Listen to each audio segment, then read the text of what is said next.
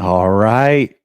Here we are, just 4 days away from the San Francisco 49ers renewed rivalry with the Dallas Cowboys. This is year two that they are playing Dallas. This is absolutely crazy for anybody that grew up in the 80s, 90s. You're an 80s baby.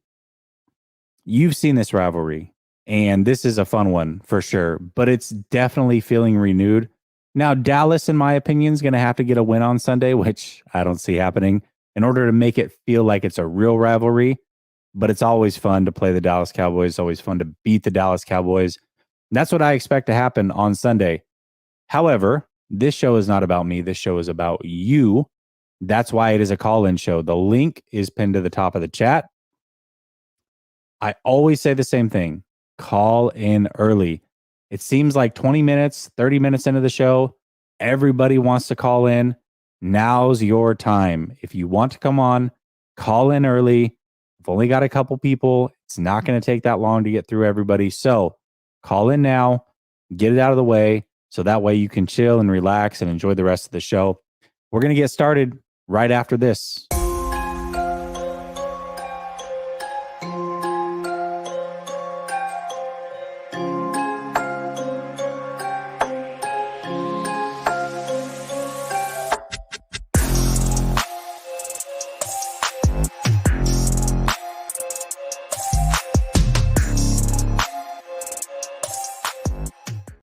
All right. Welcome back to Last Second Sports, where we are giving you our take down to the last second. And I see you guys are already piling in the chat. Alan, just so you know, Alan, anybody can call in. It's for everybody, not just members. We do open call in here. It's not just a members thing. I see CJ Gray's here. Tommy says, what's up, Beckerwood? What's up, buddy? How are you doing? Jimmy G, I see you're waiting in the back too. What's up? Bleed Red and Gold, how you doing? I'm doing fantastic. It feels like playoffs. And I got to be real with you, as a 49er fan, I didn't feel like it was playoffs last week. That's just me. I expected Seattle to be an easy win. They had already beaten them twice. It's like, it's no Russell Wilson. Not too worried about Seattle. Now with Dallas coming to town, I feel like the playoffs are ramping up. And also for me, divisional round playoffs are the best. There is nothing better than the divisional round. I think it's the best bang for your buck because you get the final four teams in the NFC and the AFC. And by the way, you still get 2 games on Saturday and 2 games on Sunday. So with that being said, I've got a few of you waiting. Niner Gang, you were first, my friend. So I'm going to bring you in. What's up, Niner Gang? Jesse, what's going on, my man? How you doing? Oh, man, I'm loving this ride we're on. Just hoping the fairy tale don't end this weekend, I don't think it's going to. Okay, let me ask you this. Confidence meter, 1 to 10. 10 being the most confident, 1 being not confident at all. Where are you sitting in this game? I'm at a steady 8. Steady 8, okay. That's my fair. biggest concern, and this might blow you off your seat, Kyle Shanahan. Oh, talk me through this one. I haven't heard this one this week. I like it. He's tend to blow the leads. I was scared in the beginning of the season to death.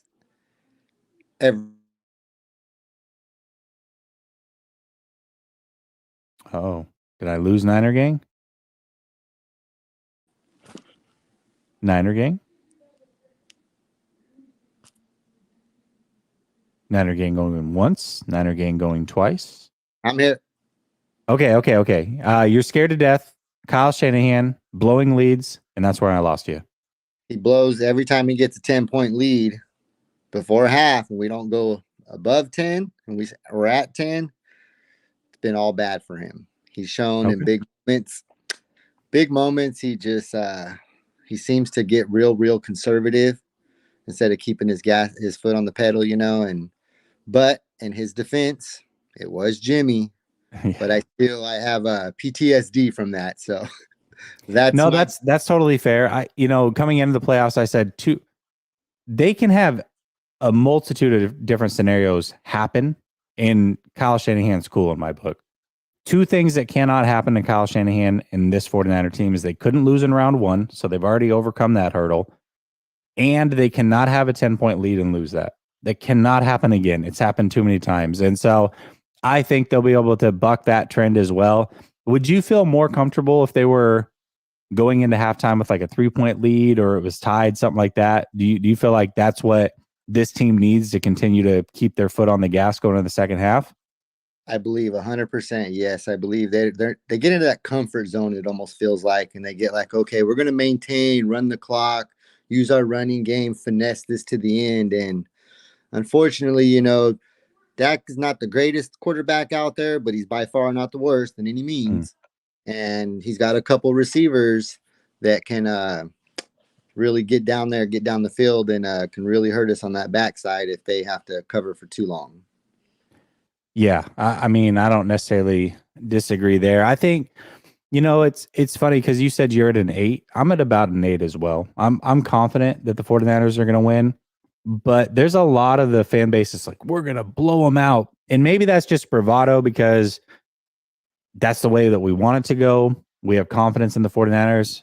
I think a lot of people are really buying a lot of stock into that Week 18 loss for the Cowboys to the Commanders. And that's fair. It was very recent.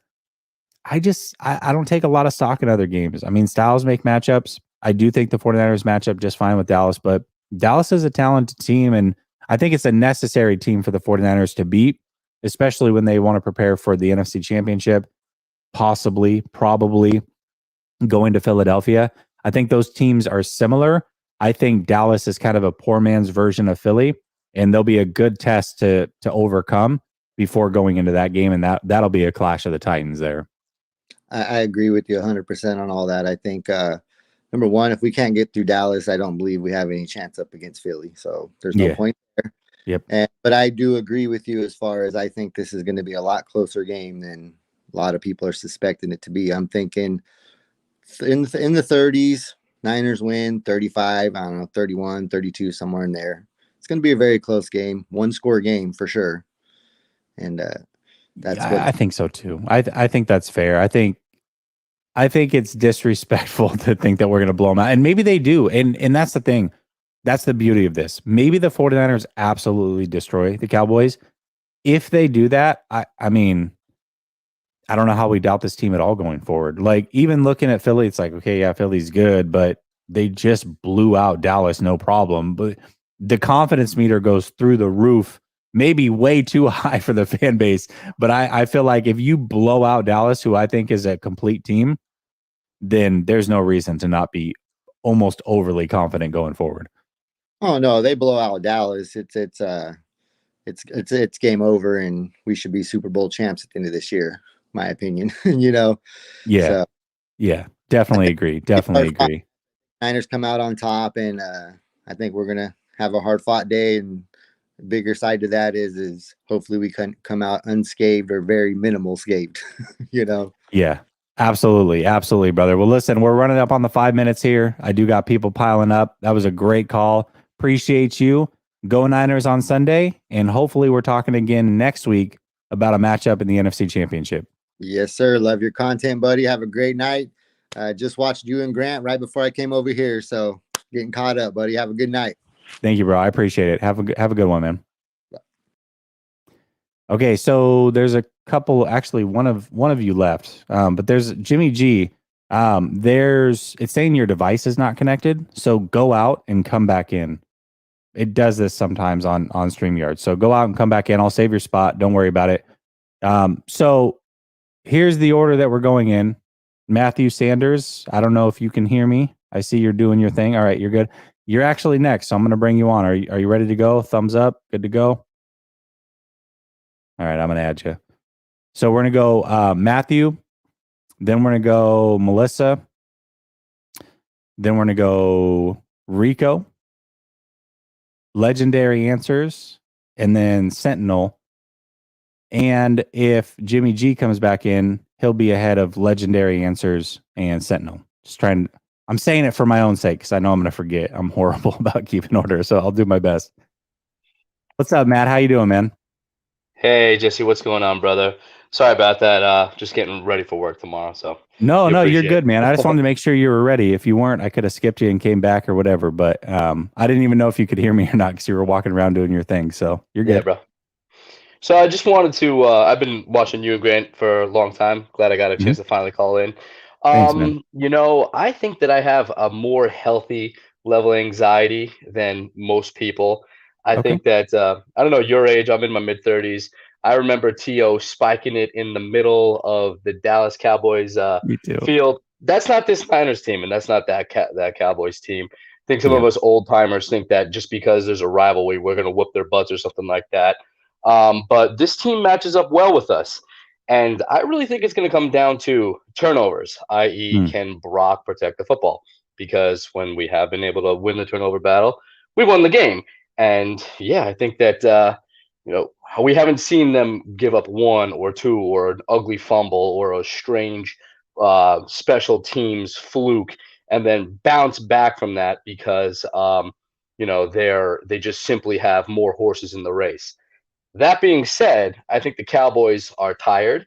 I think that you got to run it right directly at them, like you and Grant were talking about. Go Hmm. right at their skill position players, make them prove it, make them prove they still have some gas in the tank. And I think that we can beat a tired and traveling Dallas team that we are a little bit better than. I agree. I think that's the one thing about Parsons, right? Is he's a great player, but he's a little bit light in the pants. You know, Mhm. he's got some weight. If he's going to be a full-time edge rusher, I believe he could probably use a good another 10, 12 pounds on that frame.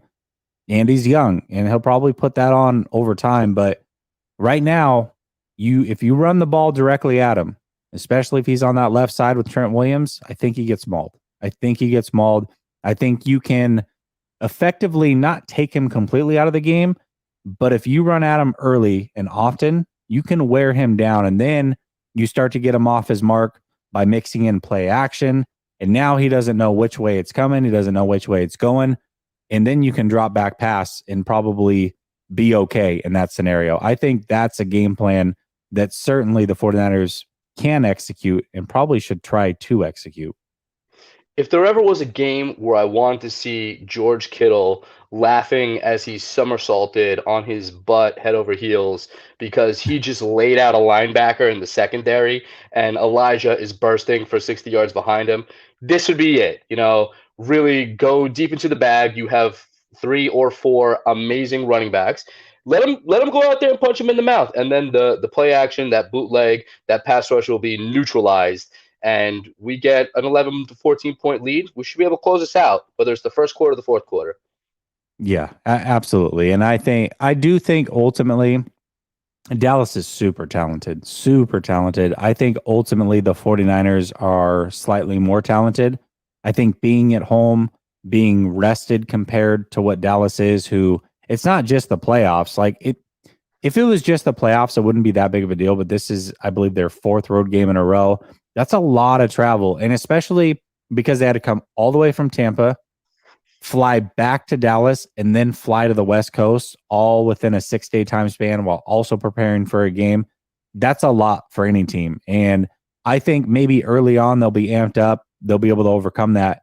But late in the game, when you've been ran on 30 times and you got more coming your way, I think that's when we could start to see Dallas fold a bit. I agree. I think that it's going to come down to that level of desire, that fact that they say that home cooking or whatever. It's why I feel confident about whoever, if we get through this, whoever comes out of Philly and New York is going to be limping. I think that we have a serious shot at that with the home field advantage.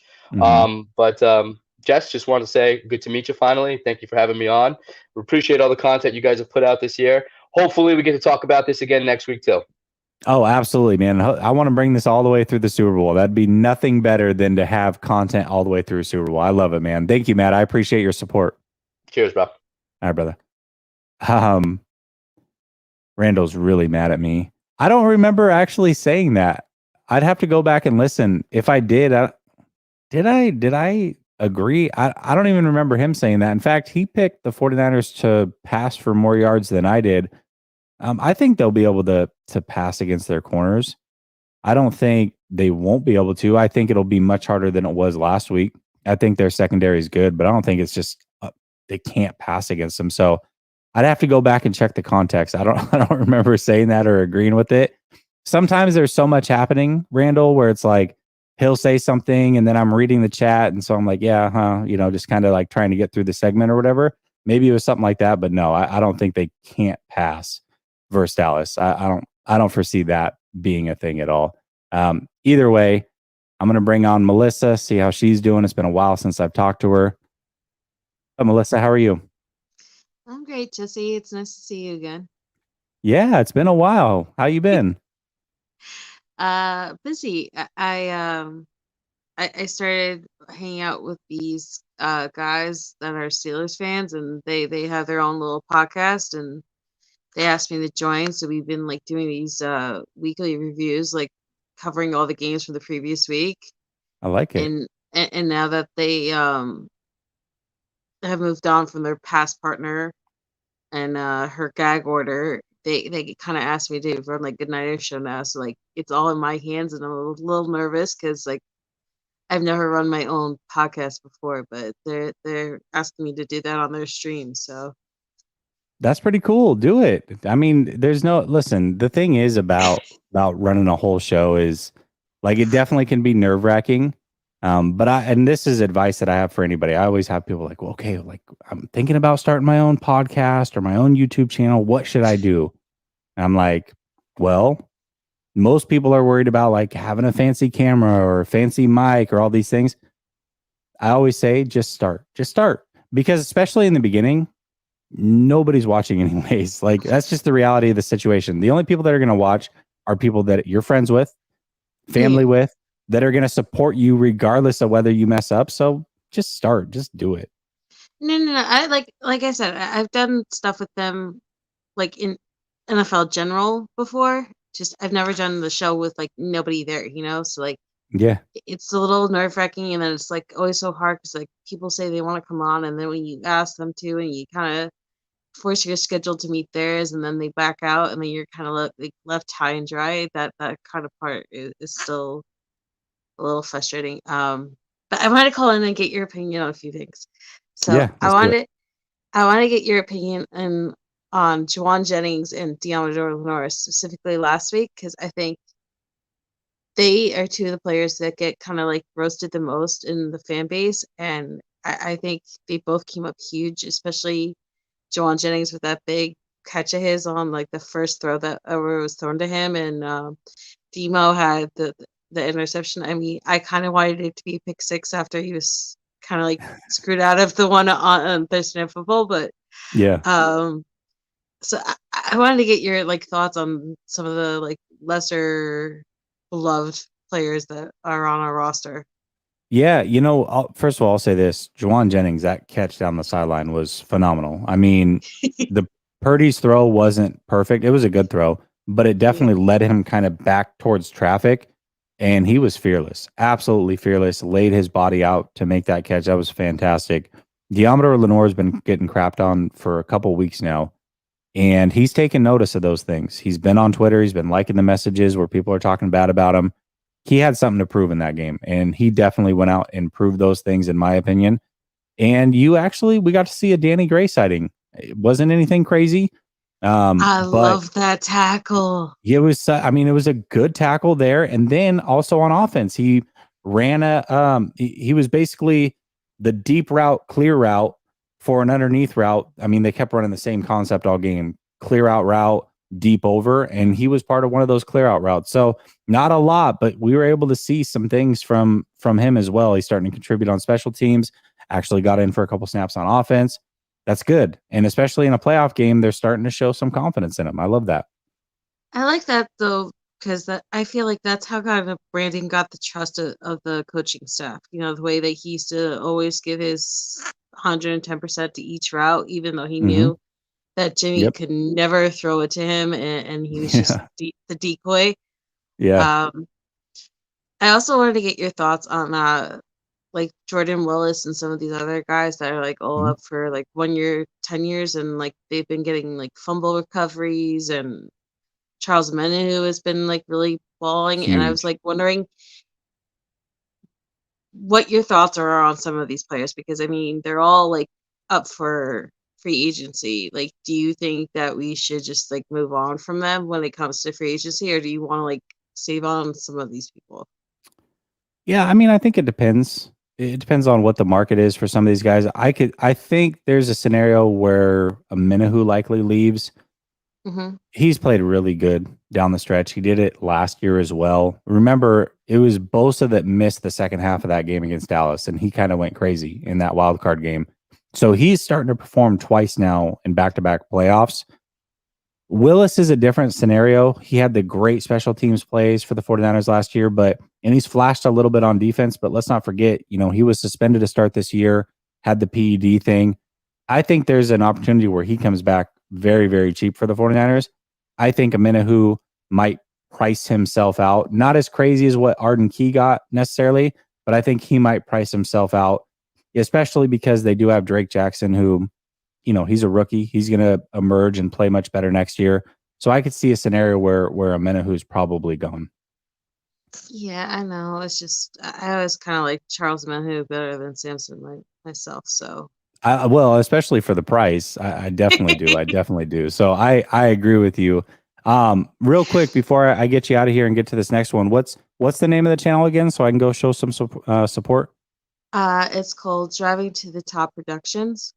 Okay, I like it. So they have a bunch of shows on there. They have Steelers shows, they have Browns shows, they have Raven shows. They like have a bunch of different people contributing and stuff. So I like it. That's a really cool concept. I'll go check it out and subscribe for sure. It's fun because like Wednesdays at 9, like I know a lot of people are live and they're doing their Niner thing, but like it's nice to like unplug from the faithful every once in a while and like just talk about the NFL in general. Like I feel it. Trust me, I feel it. I feel it. That's why I said I don't know if you know this. It reminds me of when like you and Rad used to do the shows together, and I was like, oh my god, this is so much fun. Can we please have more people like this?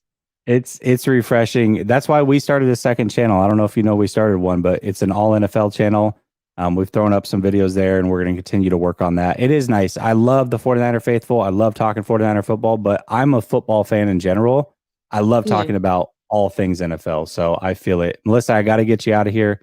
I got people piling up like crazy. It was great to see you. I will definitely check out the channel. And if I can catch a live, I'll support you right back. Yes. I have one last question before I leave. Mm-hmm. Thoughts on Dre Greenlaw and his growth this year? Oh, definitely. I'm gonna pull you out and I'm gonna talk about this one because this is a good topic for me. So, Dre Greenlaw, I remember the debate was between him and Aziz. Who's better? Dre had his breakout game against Seattle in 2019. Aziz really came on over the last year and a half, especially when Dre was out in 2021. And a lot of people really thought that Aziz was better than Dre. Dre Greenlaw was one vote, from what I understand, away from being an all-pro. That's massive. I mean, you already have Fred Warner, but you have essentially another all-pro linebacker next to Fred Warner. That's insane. That doesn't happen very often. I mean, it happened, you got the Navarro Bowman, Willis era, that, what have you. This is very, very special. And Dre Greenlaw, the time they signed him for how much they re-signed him for, they got a steal of a deal on Dre Greenlaw. So absolutely love that signing. So we're going to go Rico, then Jimmy G, legendary, Ferris, one coach, John G, and then Tik Sports Boxing. That's the order that I got it. If you can't stick around, totally understand. That's why I like to give the order. 5 minutes per call. We'll stay true to that. Bleed Red and Gold says, Dallas thinks they want this problem.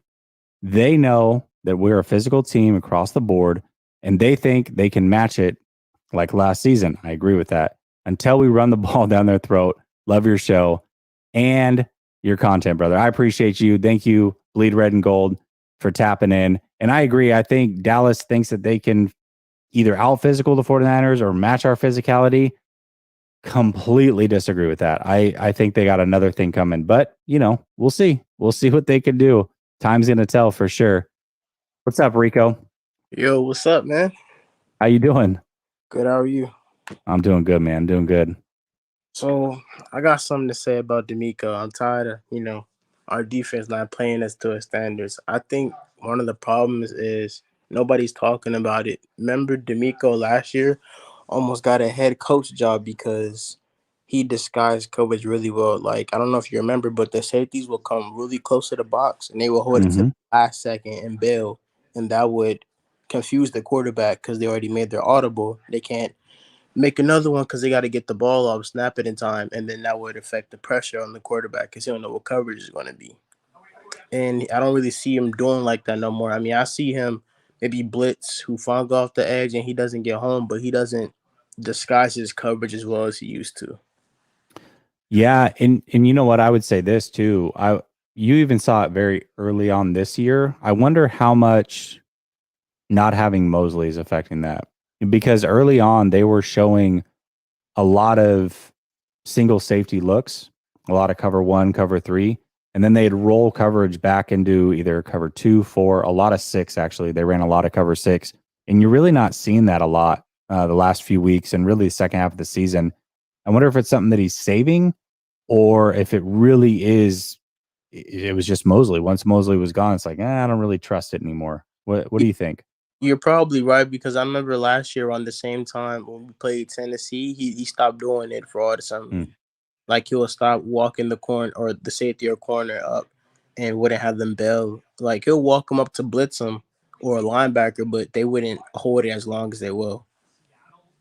They'll bail Yeah, real and I quick. think, it's really hard to confuse NFL quarterbacks. Like it just is. They there's not a lot they haven't seen. But you want to do your best. If you can disguise coverages the best that you can, you definitely want to do that. It almost feels like D'Amico, again, either just misses Mosley and is unwilling to do the things without Mosley, or he's so confident in this team that he's like, listen, we're just going to line up. You know what's coming anyways. We're just better than you are, and we're going to beat you. And I feel like that mentality is great that you have the confidence in your team, but it would be nice to see him mix it up a little bit more. Just get a little bit more exotic. Doesn't have to be crazy, just a little something. And I think it could work wonders for this team. Yeah, and I also think that Dallas offensively, they got some playmakers, but I really feel like they're not. I mean, see, I feel like if Ward, like, okay, he had a one bad game, but I really feel like Ward could take care of CD. Last year even CD was off against us. He didn't do that great. I think if Ward is confident enough, he can take care of him, and Warner could take care of their. I don't remember the tight end's name, but I think it'll be the second and third string receivers getting more attention than CD over Ward, pretty much. And then I think Greenlaw could really handle Pollard or Zeke. You know what I mean? Yeah, for sure. I mean, the thing is, and this is the way that I see it. I'm like, okay, if Charvarius Ward follows CD, I'm with you. Charvarius Ward follows CD, Pollard, they can nullify with either one of the linebackers. Schultz, you got Jimmy Ward, and then that leaves, Gallup, T.Y. Hilton, and those guys, which, Lenore's going to cover one of them. So, but the 49ers, they don't run a lot of man. Like, even though I feel like they drafted man corners, they went and got a man corner in free agency, they don't run man as much as you would think that they could or should. And so, like, how effective is it to have Charvarius Ward follow a receiver if he's not even going to play man on him? You know what I mean? And so Yeah. that's where I'm kind of conflicted, is like, okay, well, what is it? Because I feel like you have the horses to shut these guys down if you were to run man, but if you're just going to run zone all day, then does it really make sense to follow him around? So I don't know. I'm curious. Even with Ambry Thomas, I think wasn't he drafted as a man corner too? Yeah, he was a man corner as well. Yep. So we have like man corners. I don't understand why we I know Mosley went down, but you got man corners, not zone corners. Yeah. Play to their Yep. strength. But and then I also think piggyback what you said, Dallas is not physical. They talented, but the difference between them, Philly, and the Giants, they're physical teams. They can match it more than Dallas can. Dallas is Yeah. just, like pretty, but they don't like to get down and dirty, like physical. It's funny because if if I'm looking at like the NFC East, which has always been known as like a physical, tough division, I would actually, if you just strip the team name away from it, I would say that Dallas is the West Coast team and the 49ers are the NFC East team. That's the way that I feel. Yeah, you would think that. You really would. How pretty and like how Dallas always tries to look like pass friendly, and you know they're not really effective. They don't really stick to the run like that. Mm-hmm. They like play action, but they're not physical. They're not known as a team that go and run the ball down your throat 30 times. That's the Giants with Saquon or Philly with their good offensive line and Miles Sanders and Jalen Hurts. 100%. I agree with you 100%. Rico, that was a great call, brother. Hopefully the 49ers win and we can do it again next week. All right. All right, man. You have a good night. Take it easy. You too, man. All right. Let me knock out these super chats, and then I'll get over to the next one real quick. Rob says, God bless you and the family, Jesse. Let's go Niners. Thank you, Rob. God bless you as well, brother. Let me see. Randall says he likes my answer enough that he will become a member. I appreciate it. Abu Marco says, do you think hunger plays a role here? Purdy is only 8 games into his career. Kittle needs to talk to him about 19 Super Bowl confetti falling on the head. Yeah, I think so. And that's what makes this Dallas matchup interesting. And this is kind of one of those X factors that we're not talking about. Dallas was, I mean, quite frankly, they were embarrassed last year by the 49ers. And this matchup for them, they've been waiting a full year to get this matchup again. So I think in this game, they're probably the more quote unquote hungry team. I don't think it's going to matter because the 49ers are just so damn physical and they're also going to be hungry. But yeah, I mean, Super Bowl wise, that's something that's a pain that Purdy hasn't felt. But there's so many veterans on this team that don't have a ring. I mean, really, it's what Charvarius Ward. He's got a ring. Does anybody else on this team have one? A lot of players were there and lost. So I think this team overall is hungry. I think CMC is hungry to get himself a ring. So I don't think the desire or lack of desire being a concern maybe on Purdy's part because he's young and thinks he can get there whenever. I don't see that as being an issue. And plus, he just seems like a down-to-earth kid that he has all of his ish together. He does. Matthew Sanders says, need a patented Vic Fangio linebacker blitz. Speaking of Vic Fangio, he's taken some defensive coordinator interviews. So is he not going to go with Peyton? And if D'Amico Ryans leaves, can we still get him? I don't know. All right, Jimmy G, I'm going to you, brother. Yo, What's up, man? How you doing? Yo, can you hear me? I got you. Yes. What's up, Jesse? How you doing, man? Doing good, man. 2 weeks in a row. I like this. Yes, sir. And got to come back. Thanks for having me. Yeah, absolutely, man. What's on your mind? Well, first I want to say Purdy was looking good. People are saying he's like looking like a rookie. Kind of had a couple like what the heck kind of throws, but Whatever, you can tell he's seeing the field. Like he's seeing the whole field. Yeah, he 100%. I mean, Purdy looks good, and again, it all comes down to like how are you viewing Brock Purdy? Are you, because I think there's multiple lenses to view him through. There's Brock Purdy, the rookie, the 7th round Mr. Irrelevant, which he's blown way past those expectations. So if that's the scale that you're viewing him on, then you're like, yeah, he's far exceeded everything. Brock Purdy just being a rookie in general, I'd say he's far exceeded those things. Brock Purdy, the 3rd string quarterback, certainly far exceeded that. But then there's the far other end of the spectrum where people are anointing him as like the next it thing. He's already a top 10 quarterback in this league. He's already our future. I haven't seen things like this since Joe Montana. Those are conversations that are being had as well. And so if that's how you're measuring him, then I think it's fair to nitpick. But that's not how I'm measuring Brock Purdy. I don't want to put all that on his shoulders now. Maybe he'll become that, and maybe it's possible. But for right now, what I do know is he's better than Jimmy Garoppolo. Definitely. And being better than Jimmy Garoppolo is probably enough with this team to win a Super Bowl. And that's what I care about right now. After this year, we'll worry about that after this year. But right now, we're in the middle of a playoff hunt, and I want to win a Super Bowl. And if Brock Purdy can get that done, then more power to him. I'm definitely on board. Yes, sir. Yeah, he's definitely like you can tell he's he's looking at every read. Like he got his first read, second read, dump it off to Mitchell for touchdown. He's just super confident. That was so He's clean. super confident. Yeah. He just got to like sometimes stay in the pocket a little bit more and not like run. Yeah. Because sometimes he has the pocket wide open and he kind of runs away, but he's still looking Yeah. good. And I'll say this, and I did a film review on him for the members this week. That was one of the things that I talked about. And if you look at Trey Lance from year 1 to year 2, very similar as far as kind of, I don't want to say getting jittery in the pocket, but I call it organized chaos, where it's like they're looking to take off and protect themselves. But if you look at Trey Lance during the preseason and versus Chicago, his pocket presence and willing to step up into the pocket and keep his eyes downfield and his shoulders square, night and day. It's not even the same player as last year. And I believe with an offseason, Brock Purdy can also master moving up in the pocket. You're starting to see it a little bit, but he's not totally comfortable with it. As a quarterback, you got to move up into the pressure. And I know, these guys, it's hard. It's much easier said than done, but that's what successful quarterbacks do long term.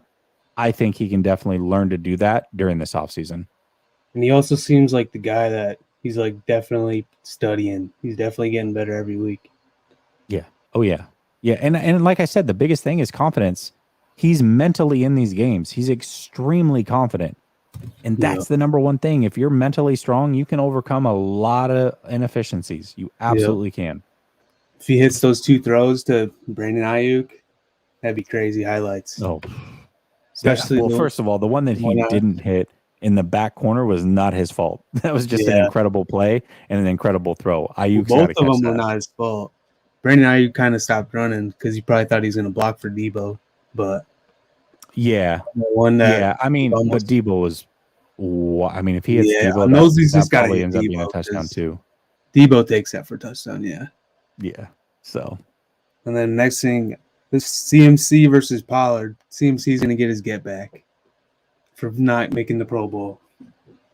Pollard took his spot. How does that even happen? I know, but we'll see who shows out. I think definitely CMC is going to show out. CMC's a better player than Pollard. And Pollard's good. I don't want to crap on Pollard. He's having a good season. He's a good player, but I think we shut him down. CMC is. Come on, man. And then last thing, do you think Drake Jackson plays? He makes plays. I think he should play. I don't know. He's either stacking the ball down or he's catching interceptions. Yeah. I would like to see him play. I'd like to see him get out there and just get some of this experience. But man, it's hard. When you've got veterans that you can rely on, like an Ebicom, like a Willis, like a Hyder, even. They're just so deep at defensive line, and all these guys know exactly what they're doing. It's a little bit of a risk to put out a young player, but it's also one of those necessary things. It's like, how else do you get the experience without playing? So I'd like to see him out there. I don't know if we do, but I'd like to see it. Yeah. Well, all right, man. Thanks for having me. Have a good night, man. Yeah, you too, brother. We'll talk next week. Later. All right.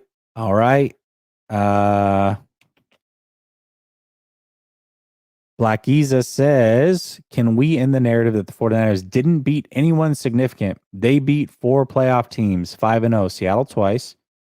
Cowboys lost to 3 teams, 2-4, 2 against the Giants.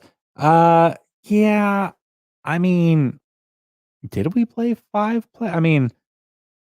We beat Seattle twice. We lost to the Chiefs. We beat Tampa. We beat the Chargers. What's the other playoff team? What am I missing? Oh, Miami. I guess. Okay, Miami. So 5-1. Yeah, but those are all. Every single one of those teams was out in the first round. Every single one of them, and all of them, other than Miami, oddly enough, looked like they didn't belong. So I don't know. Again, regular season. A lot of those games are early in season. I don't take a lot of stock in it. But I think the 49ers are battle tested. For sure. I do think they're battle tested either way. And so I don't put a lot of stock into it. Keith says, I think is being battle tested and having a lot of big game experience on the roster will be huge. Yeah, I agree. And not only battle tested, but this is a team that's super hungry because of that. They've fallen up short a couple years. This team has something tough to go for. So, all right, Fariz, I'm bringing you on. I don't know, Ferris, Fariz. I know you've been on here before. You correct me when you come on. Let me know how to say your name properly. What's up, man? How you doing? What's up, man? It's Ferris. Ferris. Mhm. Shoot. All right. I tried to get cute and add in like a extra E sound for no reason. All Yeah, right, it's Ferris, what's on your mind?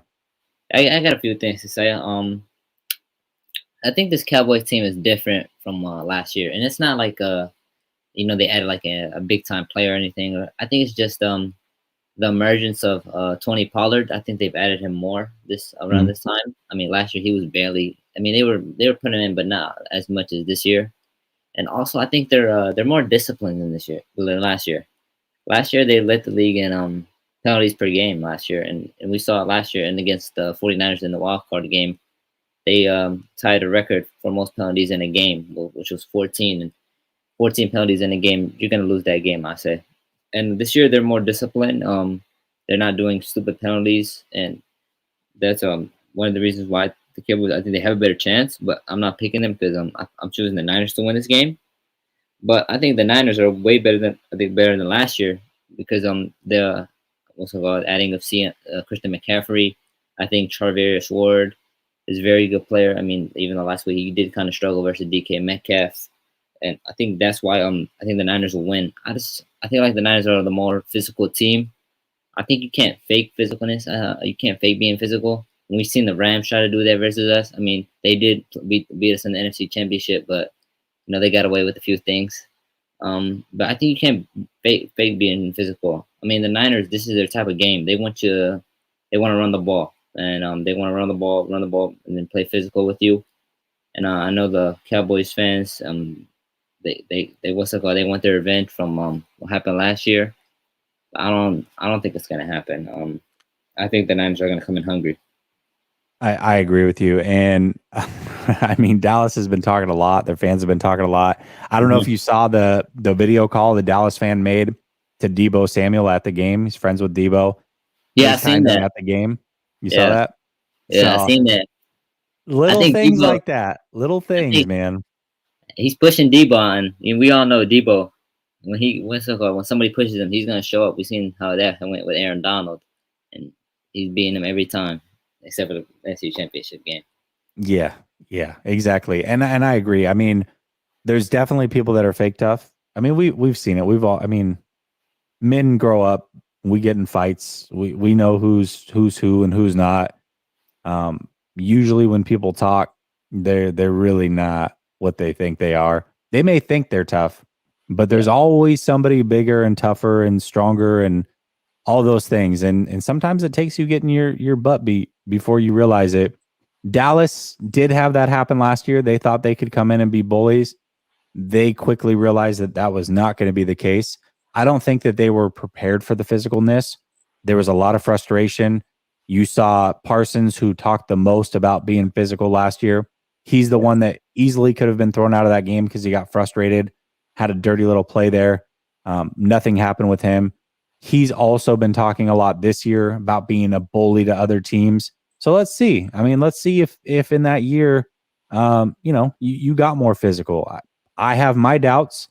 And even if you did, it's still not as physical as the 49ers, that I can guarantee you. So we'll see. I mean, the 49ers wear teams out. They physically wear teams down, and it happens all the time.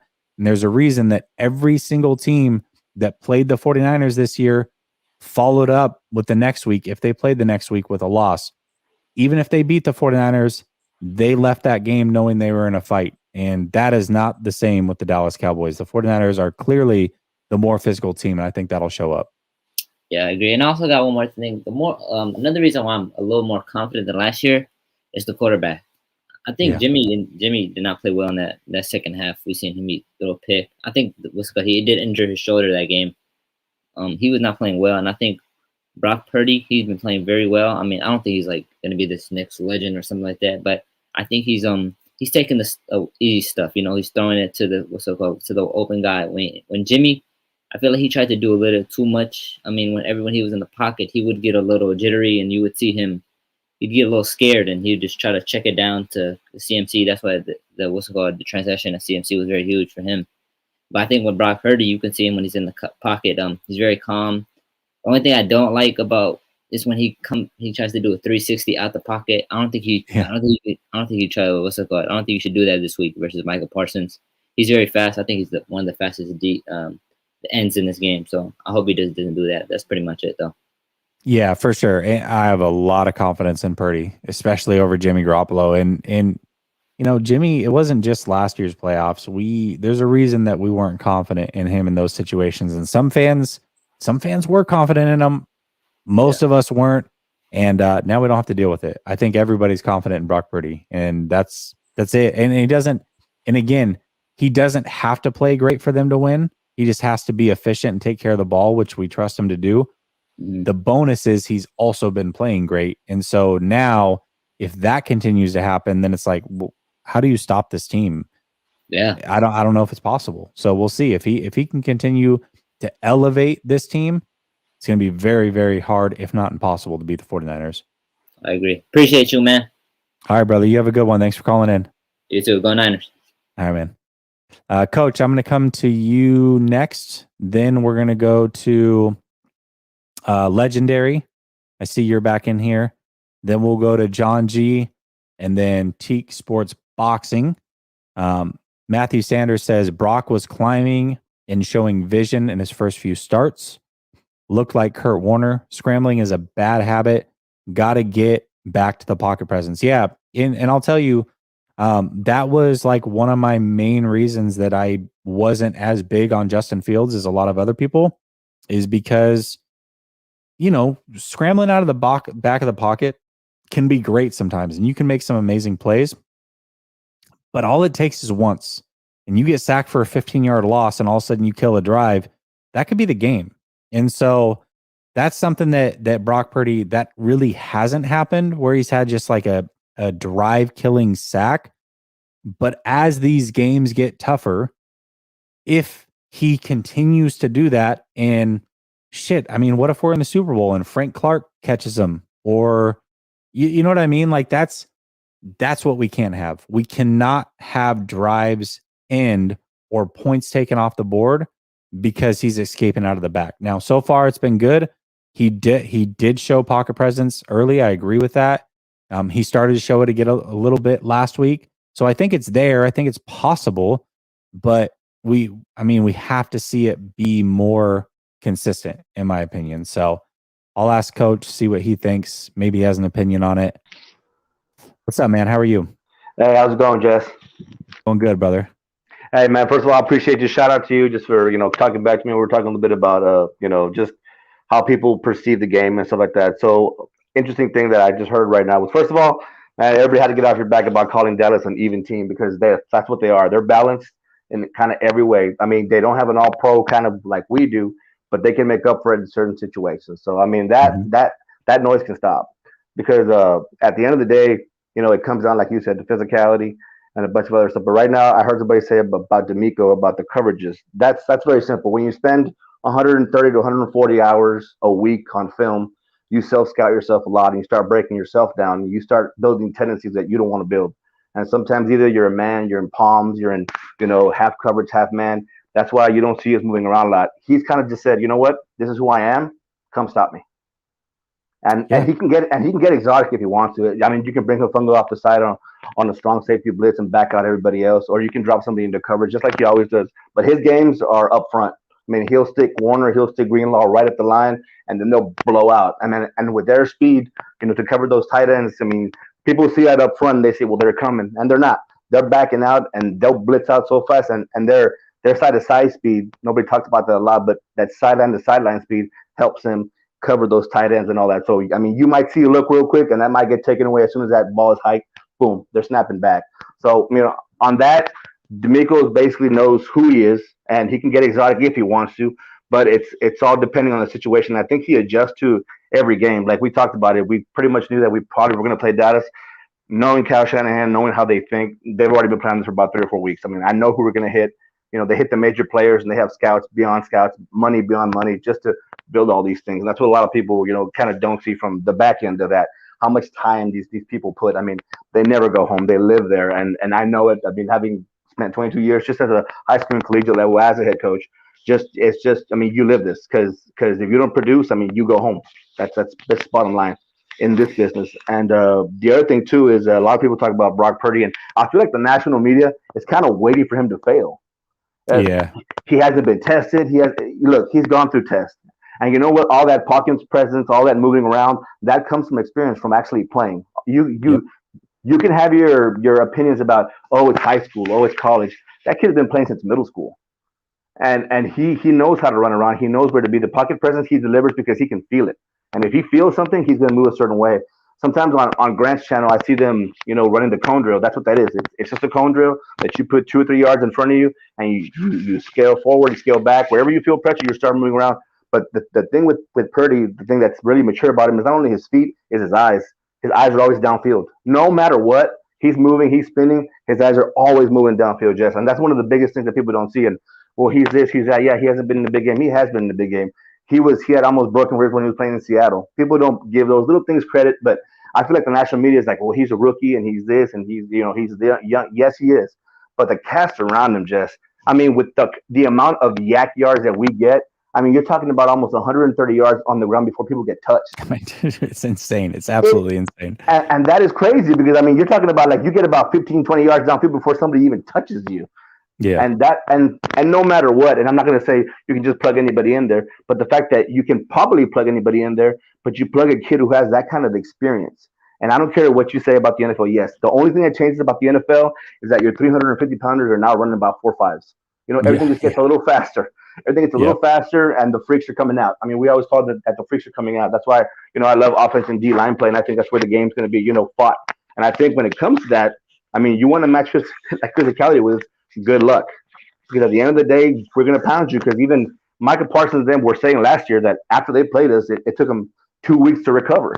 Which makes sense why every team is losing the week after they play us. Yes, and then now all of a sudden, like, I get it. They're hungry and all that, and they are balanced, and I get it. But you're talking like you've been physical all year long. And the biggest thing with this, Jesse, too, that I want to throw in there is this is about consistency, man.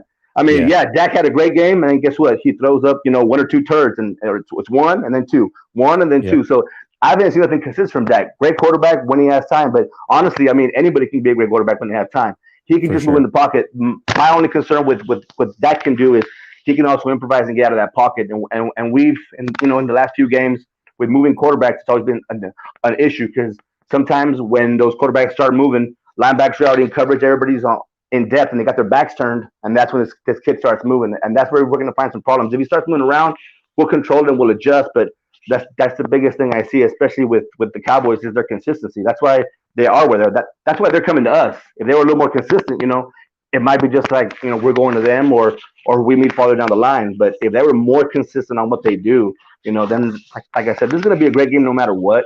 But at the end of the day, I see us just mustering over them when it counts. And I'm talking about fourth quarter, when the chips are on the line. I know we're going to come up with a big play just because at the end of the day, not only can we lean on our defense, but just, I mean, they don't have the catch to cover us on offense.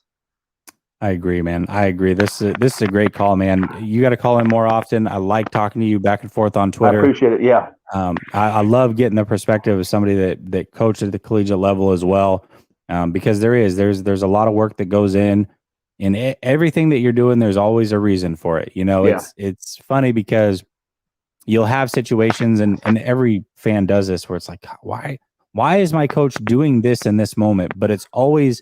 And sometimes it's not even to set up something in that game. It's to set up something 4 weeks down the line. Yes. So that people think that there's a tendency that you have, and then you're breaking tendency. And it's all, like you said, it's self-scouting, overcoming, working through, and doing the things opposite of what you've done so that you can break those tendencies, because the other team is expecting these tendencies. Yes. So what was the story? And maybe you remember, but it was a college, I think it was a college team. This was like 10 years ago. Okay. But they were getting ready to play a bowl game, and they purposefully left their scripted plays on the field, and the other team picked it up and thought that these plays were going to be scripted. And what they did was they ran the same plays, but they ran them the opposite way. Yeah. And so the team saw these scripted plays. They knew what play was coming, and they had the right plays there, but they were expecting it to go one way based off of tendencies and what the sheet said. Reality was they got torched because that team planted it on purpose and cooked them because of it. So these things happen. There's smart people out there. And that goes back to another thing, just that we talked about. I started as an offensive line coach in high school. And you know what? Watching what you watch, Trent does give it away. But here's the deal with that. It's bottom line it's because Trent's such a pro that and Shanahan knows what he's doing, that I mean he can give it away if he wants, but you don't know where that goddamn thing is going. There's three emotions coming up, but you're right, like I said, and I defended you on all that because it's true. I mean, his telltale sign is, and I see Trent like this because Trent is an all-pro, but man, when his stance and all that, it's just, you know what? I'm laid back, I'm calm and collected. When my job comes, I'm gonna knock 4 guys right out, and he knows that. Right. And so he just sits in whatever stance he wants. It can look lazy, but what I tell people is that's why when you coach younger kids, especially high school kids, I'm like, look, you can watch collegiate, but when you watch the pros, those cats, have been doing it all year long. I mean, their whole lives, they're 4'4" guys, they're big guys, they're fast guys. They're not going to have the best technique in the world. And you know what? Honestly, they don't need it because they are freak athletes enough to make up for whatever they do. 100%. And they don't have to disguise stuff or whatever, but it's the scheme. And the mad brainchild back there that does the scheme has everybody moving that you don't know where it's going to go. It could come through him. He could be a decoy. It could come the other way. And now with CMC, I mean, that just solidifies the ground game, man. That was a great move. For sure. All right, brother. Hey, listen. Hopefully we can talk again next week. All right. Definitely, Jesse. Hey, man, I appreciate you. Got all support. Whatever you need, got your back, brother. Thank you, man. I appreciate you. That was a great call. I love talking to coaches and people that have played. It's just a different level, man. It's a different level of knowledge. Super, super fun. Let me make sure I didn't miss like a super chat or anything. I think we're good. Didn't miss anything. All right. I think we're good. Okay. We're going to bring in Legendary, then Tik Sports, and then John G. Let's do this. What's up, Legendary? Hey, what's going on, Jess? How you doing, man? How you doing, man? How you doing? All right. I came over from Grand Show probably about like a month and a half ago, man. Like, it's crazy because I started seeing you like pop in the chat. And I'm like, I always know, like I take notice, like I got my regulars and whatever. And so when I start to see somebody like frequently showing up, I'm like, okay, that's cool. Like we got somebody new in here. So yeah, I noticed for sure.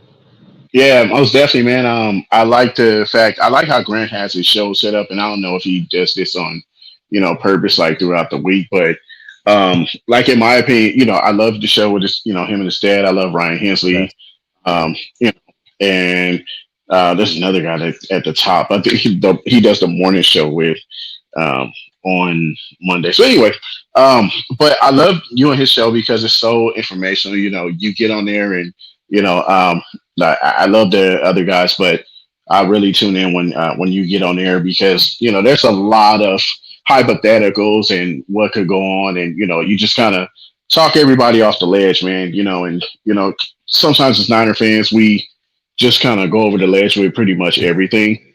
Yeah. Listen, I can do it too. I'm guilty too sometimes. Yeah, man. But I mean, especially like in the playoffs, and we get so nervous, and I'm part of a chapter out here in California, so I'm in Southern California, and we just have PTSD, man. And we feel like we're not like the Dallas Cowboy organization, but we've had our share of disappointments as well. So we're kind of more alike than we are not alike. Yeah, we've been to the Super Bowl, but we're both still stuck on 5 after almost 30 years, man. And we just want everything to go right.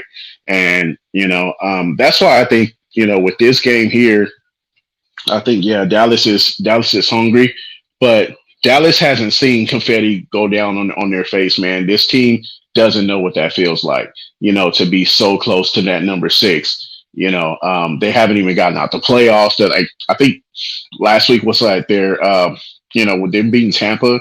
was like their first time in 30 years in a road game, since like 92, right? Yeah. Oh yeah. Yeah. So that's And not, this Dallas team had never beaten Tom Brady. Dallas, he was 7-0 against Tom Brady was 7-0 against Dallas in his career. yeah, man. And see, like, those are the type Oh, of. hold on, Legendary, you got super quiet all of a sudden. Uh-oh. Can you hear me now? Super quiet. Like, were you on a headset? Maybe the headset died or something? I don't know. Yeah, I'm on a headset now. Can you hear me now? It's super quiet. Here, leave and come back. I'll get you right back on. I'll let you finish the call. Yeah, leave and then come back. I don't know what happened. It was a really good call though. I like that. Well, how are we going to do this? I'll put him at a 2-minute timer and then I'll give him another minute or so. Give him his time. I don't know. That's StreamYard for you. I love StreamYard. It's super easy to use, but also like it just has some crazy glitches sometimes for no reason. Super frustrating. I see, by the way, Dallas fans, see you. You super mad, all caps. That's great. I think what happens is you get in these chats, get a lot of trash talking going on. I think there's a healthy respect for Dallas, but there is that confidence as well. I mean, why wouldn't we think we were going to win? Like, think this through for a second. Your team was the number one offense last year. We had a crippled quarterback that we knew wasn't good in the playoffs. We came to your house and bullied you and knocked you out of the playoffs. Now, we think you're a better team than you were last year. I think that's fair. But I don't think there's any debate on if the 49ers are better. They are a much better team as well. So if both teams got slightly better or much better, however you want to look at that, and now we're at home, you tell me, you got to sell me why Dallas can or will win this game. What is going to be different? Are you going to be able to stop the run all of a sudden? Maybe. But in order to do that, you're going to have to sell out. And then unlike Jimmy Garoppolo, we've got a quarterback that'll take the top off. So how do you counterbalance that? Like, how do you counter those things to win? Yeah, I mean, it's great. You come in all caps, you talk a lot of shit. I'm all for it, man. Like, I don't mind talking trash, but just a genuine question. Like, how do Dallas fans think their team is going to get it done? What is going to be different than last year? That's what I'm curious about. And I will have a Cowboys fan on tomorrow. She's a killer, by the way. She's a mouth. She talks a lot of ish. So that's going to be fun. But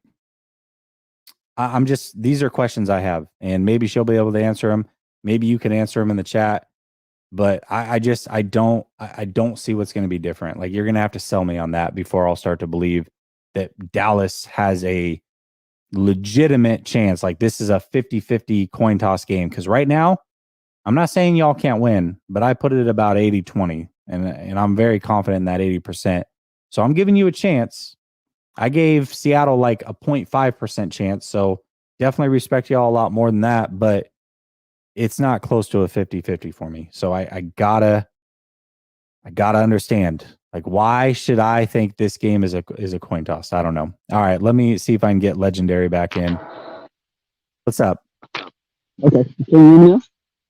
Super quiet, man. It's so quiet. Let me see here. Let me turn it. Whatever you just did, that's better. Okay. All right. Can you hear me now? Yeah, you just put it on like speakerphone or something. Yeah, I just put it on speakerphone, man. Yeah, because usually when I go with Grant on on his show on the phone, Yeah. I would have to put these in. So I don't know, maybe StreamYard just does something wacky. Yeah, I don't know. Yeah, usually you want a headset in because, like, if I talk to you, it'll get feedback or whatever. But it sounds good right now. Okay. All right, cool, man. So yeah, so with Dallas, right? Like I said, they have their own demons to clear out, man. And I just really don't believe that this is the year that they do that. I think this is honestly our year to go ahead and pull the trigger and get number 6.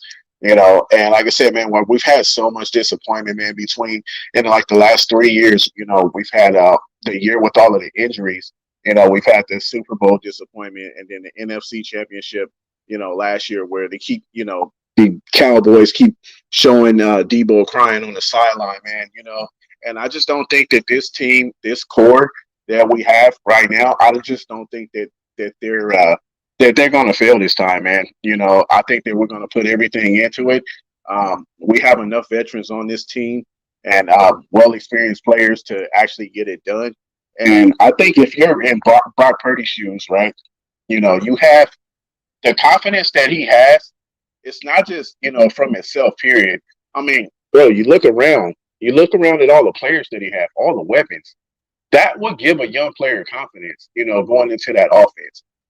These guys, Kittle, you got CMC, all of these guys coming up to you and saying, hey, man, we got your back, right? Like, why wouldn't you be confident going in there with that offense as a QB, Yeah, 100%. The supporting cast is amazing. He obviously, Kyle Shanahan's a great play caller. This is a team that knows how to win football games, and they haven't lost with CMC. They haven't lost with Purdy. They should be confident, and he should be confident, and they should be confident in him. And I think you're right. I think that camaraderie is the ultimate difference maker. I think the physicality is the ultimate difference maker. They don't know how to lose. Now, again, I don't want to put a lot of stock into a regular season game, and I'm not going to make a bigger deal out of it. I think a lot of people look at Dallas losing to Washington. They're like, oh, well, you just got blown out. But regardless of how that game looked, Dallas knows how to lose. They just lost 2 weeks ago. You know what I mean? Yeah. San Francisco hasn't lost in 12 weeks. And that was with a different quarterback. Yeah, that's true. And no CMC.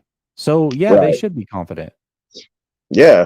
And yeah, exactly, man. And you look at Kyle Shanahan and you look at all of the coaches that he's beaten around the league. And I know Mike McCarthy has been around the block, but I don't consider him one of those bosses like Andy Reid, like Bill Belichick, like Pete Carroll, right? All of the guys that Mike Shanahan, his dad, had to face, and go up against, and have actually been on the same team with, for years. A lot of people, I don't know how old you are, but a lot of people don't understand that those coaches were back when his dad was still the head coach.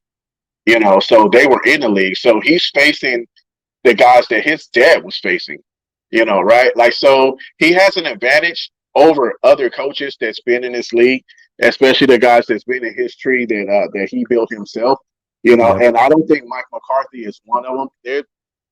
The offense is too bland. Dan Quinn, the defense, I like some of his packages, but I just don't think those two together, I don't think that they can beat Kyle Shanahan. I think he's just a bit too advanced for both of them. And I just don't think that, that even with him and D'Amico, I don't see the Cowboys winning, man. They're not going to be more physical than us. You look at what they had last season. What has changed to him? You got T.Y. Hilton and you got Tony Pollard that's playing at another level. That's not going to be enough to beat this team. I'm sorry, man. I respect the fact that they got to 13 wins, right? But now you're playing big boy football, and I just think that the Cowboys are going to step. These shoes are going to be too big for them to fill, and we're just going to go ahead and get the win. I won't say that we're going to blow them out, but at the same time, man, at our house with 2 extra days rest, being at home, I just don't see how they can come in here on our field and do it at all. Yeah, unless we just really, really lay a stinker and we beat ourselves, the Cowboys don't have enough to beat us. I agree. If both these teams play their best, the 49ers win 10 out of 10. Period. Something fishy is going to have to happen. And shoot, it can happen at any time, right? We just saw Dallas last week. Now, fortunately for them, they were able to win the game, but their kicker got the yips out of nowhere. Like, crazy things happen. I'm not saying it can't, but it's going to take something extra, to your point, to beat this 49er team, because if they just line up and play, the 49ers are a better team. They're just a better team. And then you add in the fact that, they're at home and, they have the rest. And everything is in the favor of the 49ers. So something crazy or something uncharacteristic is going to have to happen against the 49ers in order for them to lose this game. So that's the way I see it too. I agree with you, Legendary. It's a great call. Yeah, man. Thanks, man. And I just don't get with the whole Brock Purdy thing, man. Even if he You know what's crazy is that Brock Purdy having a bad game is like Jimmy's good game. And I'm not trying to shit on Jimmy, you know what I mean? Like, I don't whatsoever, man. I lost him again. I lost you again, but I got the gist of what you were saying, Legendary. It got super quiet again. I don't know if it kicked onto your headset. But I got to get to John G anyways. But I'll say this, Legendary, you can call in anytime. Thank you for the support. And I agree. I think, last week was a quote unquote bad game for Brock. And it definitely started out rough. But if that's as bad as it gets, then I'll take it. I'll take it. And the 49ers are going to win a lot of games with those bad games, right? So I agree with you, man. I'm super confident in Brock, especially over Jimmy. Like, that's not even close. Keith says, Jesse, you can't win an argument with a crazy person. Yeah, you got to be a little bit crazy to root for the Cowboys. Garrett Starr says, who do you think has a better game, Bosa or Parsons? Ooh, that's a good one, man. I could see it going either way. Here's what I'll say.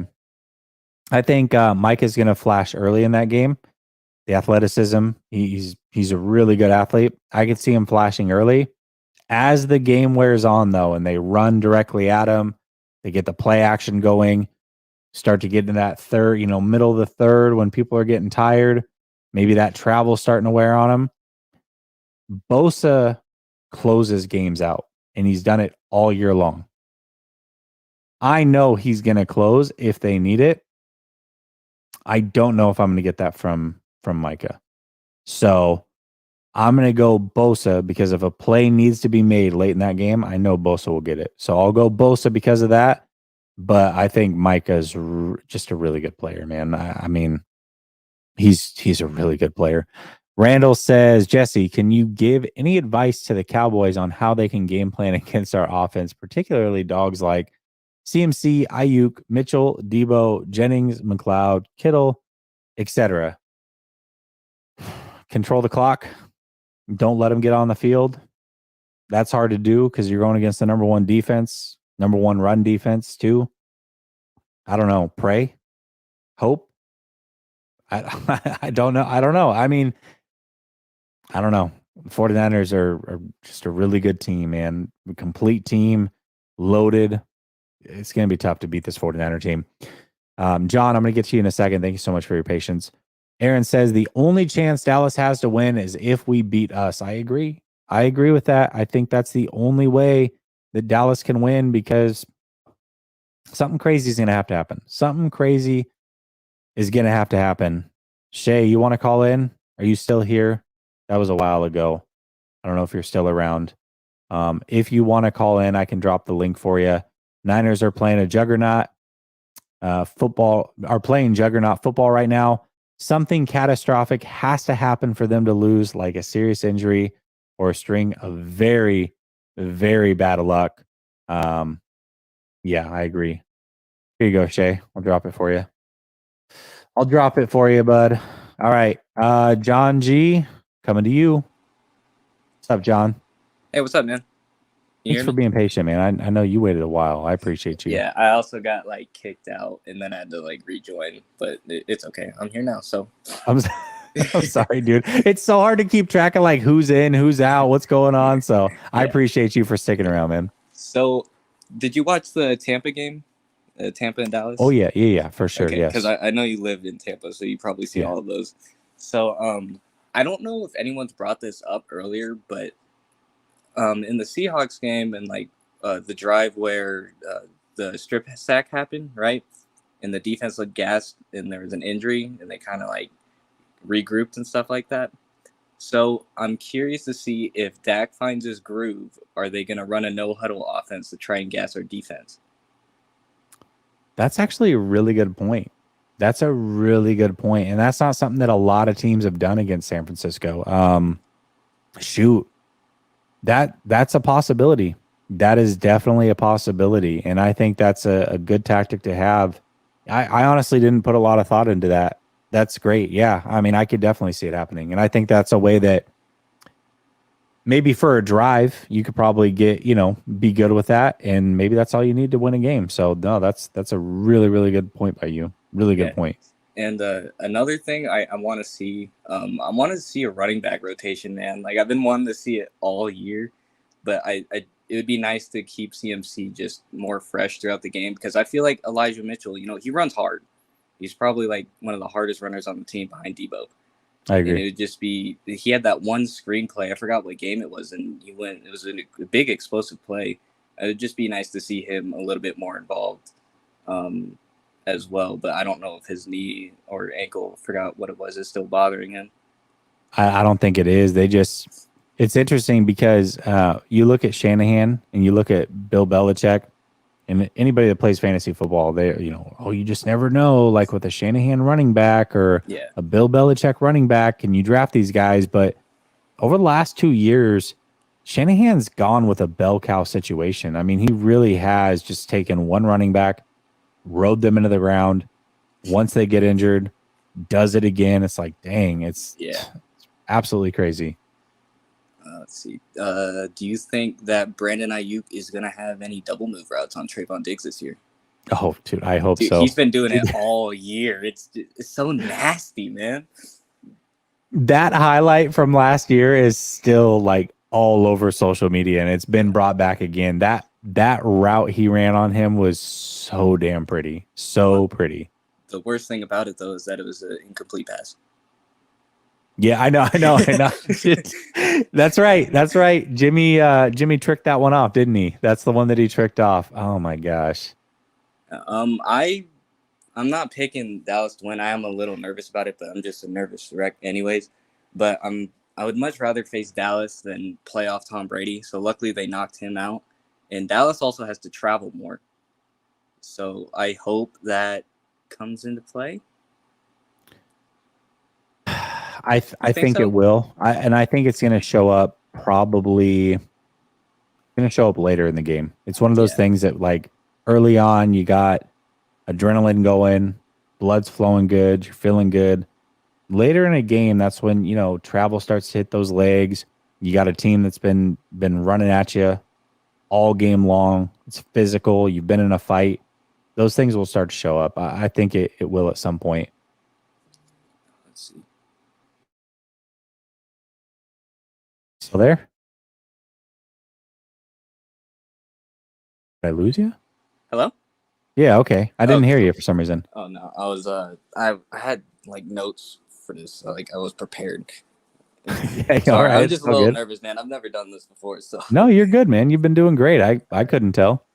All right, so who do you think D'Amico's going to choose as like the fifth blitzer? Because from what I've seen this season, it's been like Kafunga. He likes to bring him down a lot in blitz, but I would like to see him take like a gamble every once in a while, because I don't think Dallas would be expecting it if he blitzed Charvarius Ward on a quarter blitz. Oh, I like that.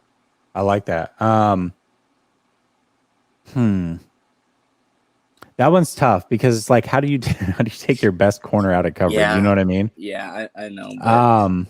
One thing that I would like to see, and we actually saw it a little bit last week, but I like when Jimmy Ward blitzes too. Yeah, me too. That was another one I was going to bring up. Yeah, I think Jimmy Ward blitzing makes a lot of sense. If Charvarius blitzes, you have two issues. Yeah. One, you're taking your best cover corner off the field, but two, likely he's going to have to blitz from the outside, which means he's going to have to show blitz early, and they're going to know it's coming. Unless, now I'll say this, unless he goes everywhere with CeeDee Lamb, and at that point, if he travels with him as a nickel, essentially travels with him into the slot, then at that point you could possibly blitz him. I think that's the only scenario I'd feel comfortable doing it. Okay. Yes. Sorry, I know my time's running out, but the last thing I want to say is that I'm pretty sure everyone knows this, is that they need to get pressure on Dak Prescott, because in the Tampa game he had like all day to throw. In my opinion. No. They can't let that happen. And that's the other thing is, looking at Tampa Bay, for Dallas's defense, they pose no threats because all they do is pass the ball. Yeah. And so Dallas is going to have to regroup, realize that they're about to play a completely different beast that is going to attack you from a multitude of different ways. So they're going to have to adjust offensively and defensively because Tampa Bay was unable to get pressure on Dak. Tampa Bay was unable to run the ball, just unwilling to run the ball. This is a whole different ball game for Dallas, a whole different ball game. Yeah. Well, anyways, I think it's going to be a good game regardless.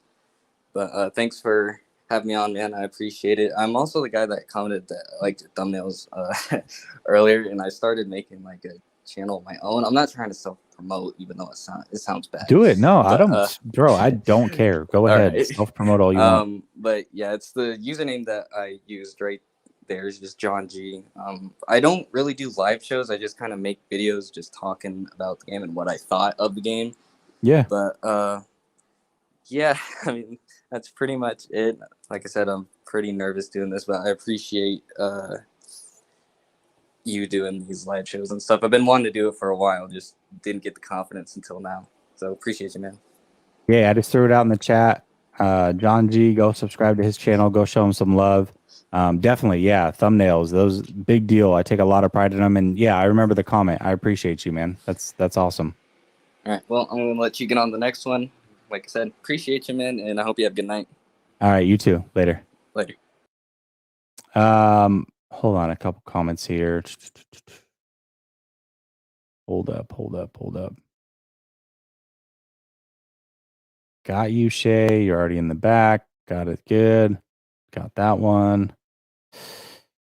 Name your 4 favorite Bay Area grown 49er players all time. Bro, I wouldn't even know where to start. I'm not going to lie. I don't like I'm not from the Bay, so I don't have any like ties to like Bay Area culture or any of those things. I'm from Oregon, you know what I mean? So, huge 49er fan, grew up a huge 49er fan, but like if you ask me like, "Oh, who are your favorite Bay Area growing rappers and all these?" Like dude, I don't even know where to start. I apologize. I don't have a good answer for you. But off the top of my head, I can't even think of like a bunch of players that actually played for the 49ers that are from the Bay. I couldn't even give you a good answer, to be real with you.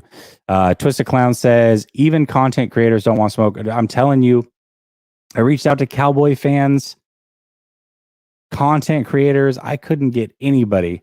However, there's a girl on Twitter. She's, worked for Fox Sports. She's legit. She runs Twitter Spaces. She's got a mouthpiece. Talks a lot of trash. And I promise you, she will bring it tomorrow. I guarantee it. Boss, I don't know.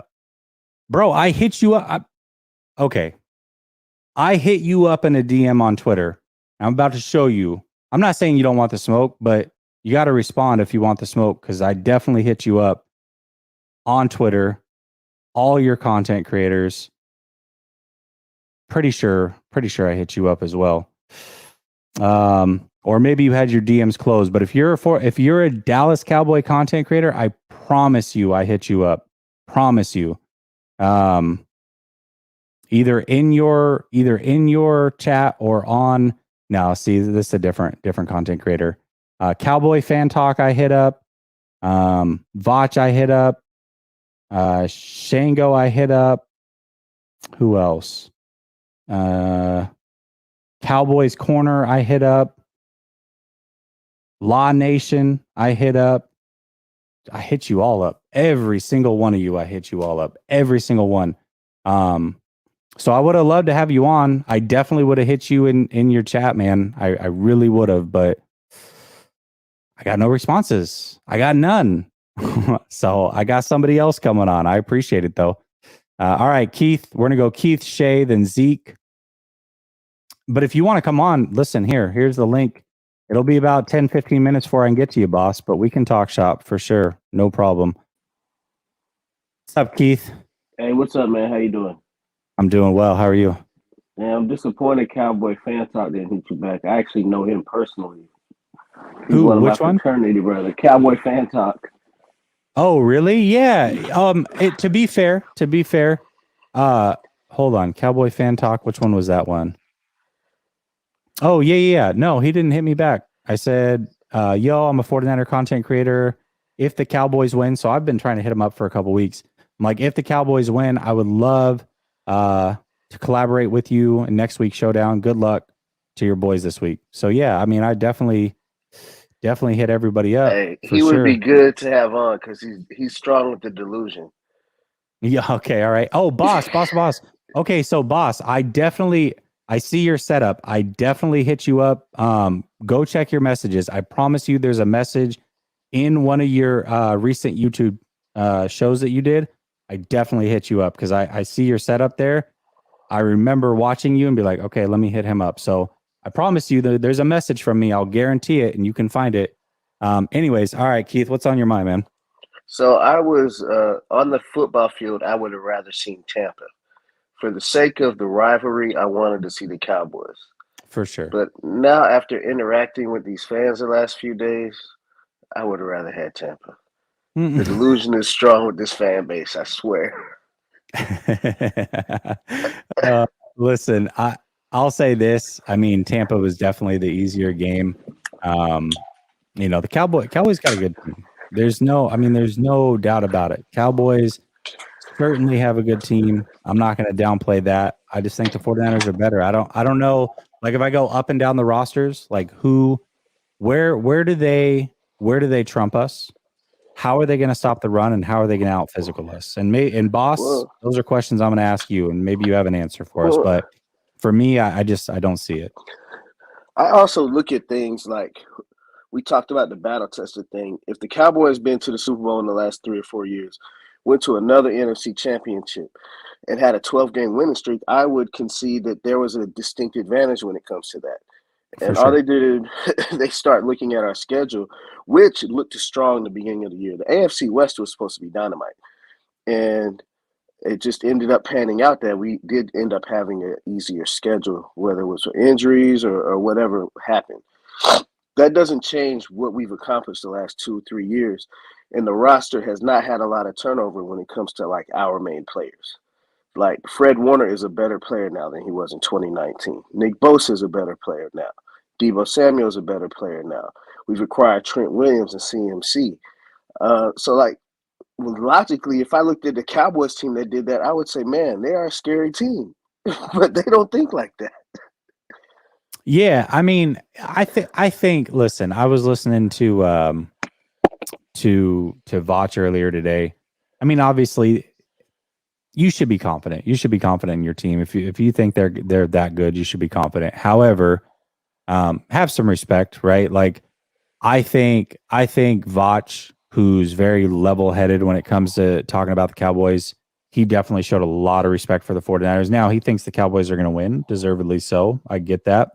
But I thought he did a good job of talking through the matchups, talking through where San Francisco can be scary. And I respect that. Like, I'm definitely not going to sit up here and be like, listen, y'all, like we're going to blow them out 41-17. Like when I hear that, I'm like, I can't even take you seriously. There's no way you believe in your heart that you're going to blow us out 41-17, just like I don't believe in my heart that we're going to blow you out 41-17. You know what I mean? I don't think we will blow them out. But what I will say is this, and obviously it's a different year than last year. We were on our way to blowing them out last year until Jimmy G, the crowd was quiet. Everything was going perfect. The fourth quarter, and you just throw an unnecessary interception that kind of put them back into the game. We were up 16 points and kind of running away with it. And I do think we are a better team this year. Does that mean that we'll blow them out? No. But I think we almost blew them out last year, and we have to meet a much better team this year than we did last year.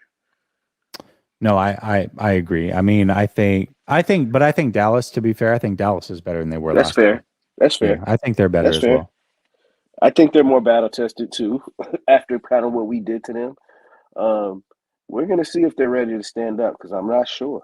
Because I think this game, I mean, Tom Brady threw the ball 66 times.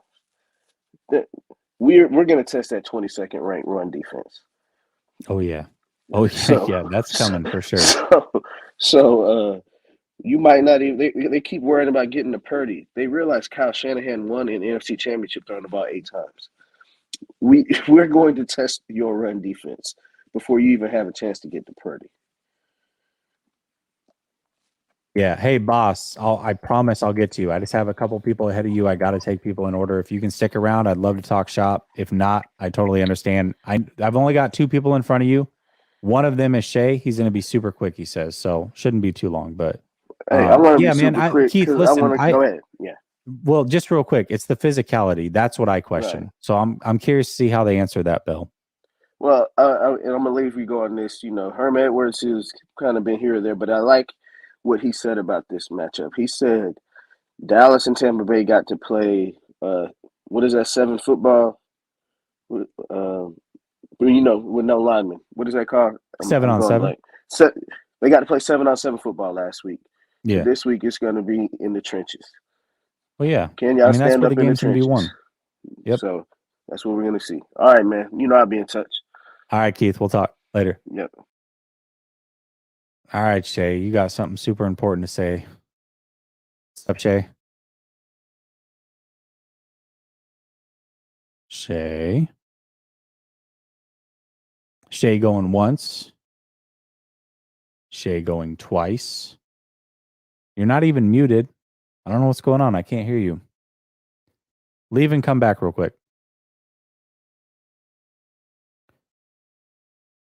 Come on, Shay. You asked for the link. I give you the link. And you don't even come through, man. You don't even come through. What's up? I don't understand it. Boss, did you find the message from me? I promise. I reached out just out of curiosity. Hold on a second. Let me make sure I didn't miss a super chat while Shay's trying to get back in. Yeah. Okay. All right. Well, listen, I'll go to Zeke then. I'll go to Zeke. What's going on? How you doing, man? Can you hear me? Yeah, I got you. All right, man. Yeah, I just wanted to say, man, I follow you a lot. Don't really have a lot of time to call because I'm normally working nights, but so shout out to you. Shout out to you. Mentioned Vosh Lombardi, dude. I watch that dude every time there's a draft, man. That dude, he cuts up the film. He's good. No, he's really good. And you know what? As a content creator, I'll say this. I respect all content creators. It's a grind, but I also like to. That's how I learn about other teams is reaching out and watching these other content creators. I'd much rather watch them and give them my time and money and what have you versus watching ESPN or Fox. Like these guys are dedicated to their teams. They know the ins and outs of their teams, just like we know the ins and outs of the 49ers. And so I respect it, man. I respect the grind and I I but respect for all content creators, regardless of the team that you create content for. So. Oh yeah, for sure. I mean, like I think the only reason I found Voch is just because of his draft breakdowns. I mean, when he talks about the Cowboys, that's when it's like, okay, man, he's pretty straightforward, but he is definitely diehard. So. Oh, he is. But he's big time now. He's over on the volume doing his thing. So, shout out to Voch for sure. He's killing it. I just wanted to touch on a few other things. Like, I don't know if anybody remembers that game last year, but do you remember that's when Bosa got his concussion? Yeah, Bosa missed the whole second half of that game. The whole second half, man. Yep. And they had that comeback, but we didn't have Bosa. Yeah. Like you gotta, I mean, that's a big deal. I don't think they really remember that. I mean, it's like he wears that freaking helmet now. Cause I mean, I think I saw Larry Krueger talking to him today, and he was like, "Have you had a concussion since then?" And he's like, No, I'm good. Yeah. Yeah, man. I mean, and then people, I hear all these Cowboys fans talking about like Purdy hasn't done anything, like coming back. Dude, he came back from 10 points against the Raiders. Yeah. And, I think that's Crosby. They got Max Crosby. They got pass rushers, dude. They were pinning their ears back. He lit them up. I think a lot of people are looking at Purdy and they're like, okay, well, he's a rookie. At some point, like the shoe's got to drop. And it's like, I would say yes in a normal scenario. Like if he was drafted to a bad team, sure. But when you're surrounded by this many all pros and a coach that can game plan the way he is, I mean, even if you take a step back, it's still enough to win most of these games. And so a step back for him is still going to be better than what we've seen for Jimmy or on par. And Jimmy was able to go to a Super Bowl and an NFC championship. Like, I get every year is different, but I mean, to think that we can't win, even if he makes some mistakes, which he hasn't been doing at all. But if all of a sudden he has the yips and makes a mistake here or there, it's like, okay, cool. We're going to run 40 times. Stop that. Figure that out. For real. Yeah, that's what I mean. It's just, I don't really understand it. I think it's his draft position. I remember everybody talking. I mean, I'm a Niner fan, like, but I remember talking about Russell Wilson like that. I kept telling Seahawks fans, I'm like, oh, dude, he's trash. But, knowing in my head, I watched him live, going, no, he's not trash. But you just say it because you really want to believe it. That's when you got a guy. When people are just saying that he's trash and you're like, I mean, there's nothing really there that's suggesting that he's trash. But and I also wanted to ask you, the Bucks, when they were playing the Cowboys, right? They were just running that cover 2 shell. They were just too high the whole time. So they were just giving up the middle of the field like that whole entire game, and I didn't even understand that because the Cowboys, from what I saw, I mean, they were kicking the shit out of them in the first half. But sorry, my mouth. You're good. They were beating them up in the first half, but in the second half, they looked tired. They looked like they just wanted to get out of there with the dub. And the Bucks for some reason, I don't know if that's who's their defensive coordinator over there. It's their head coach. His name's slipping me right now, but he basically runs the show on defense. He was like the Jets guy. He was with the Cardinals. Yeah, I forget his name. Todd Bowles. There you go. Yeah, Bulls, Raheem Morris. Yeah, Bull. It is. Yeah, you're right. And they were just running, that cover 2, and it's like, man, I don't know why we're not going to do that. No, we're going to mix it up. We're going to go single high. We're going to play a man. We're gonna mix up coverages. I mean, I heard you and Grant talking earlier, and it's like, yeah, we do definitely need to mix it up a little bit more than what we have been. But yeah, we're not going to be. I mean, we better not. Now, don't give them any soft stuff like that where they can just go over the middle to Schultz. No, that ain't going to fly. All right, man. Well, I'm a get out of here right before I leave. I just wanted to let you know that I caught you with Sunil when he was in Spokane. That's where I'm from. So, I used to go there every year and play. I mean, you know about Hoop Fest. It's a big deal over there. Yeah, it's real, man. We play basketball over in Spokane. I mean, that's probably the only thing that we really got going on. I guess we got Gonzaga and we. Yeah.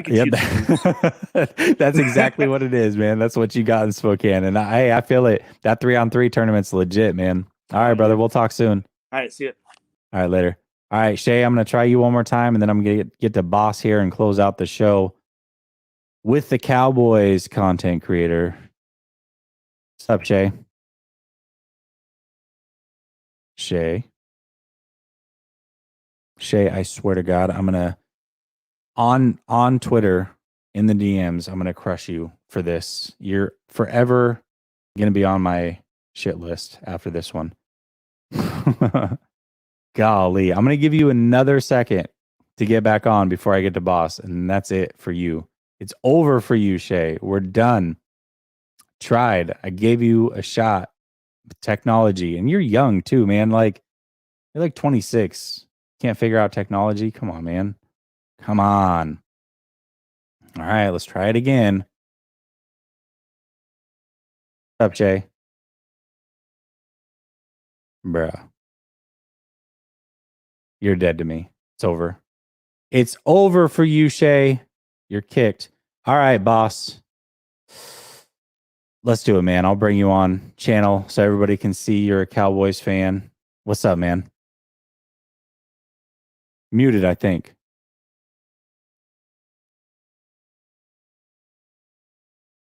It says you're not muted, but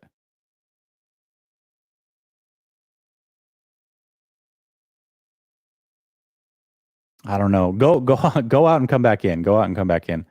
Hey, what's up?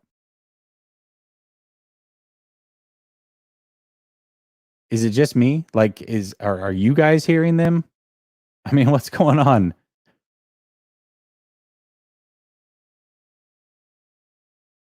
Nothing? Nothing? You guys aren't hearing them either? Come on. I can't hear him. You can't hear him either? Okay. All right. It's not just me. All right. Boss, let's try it again.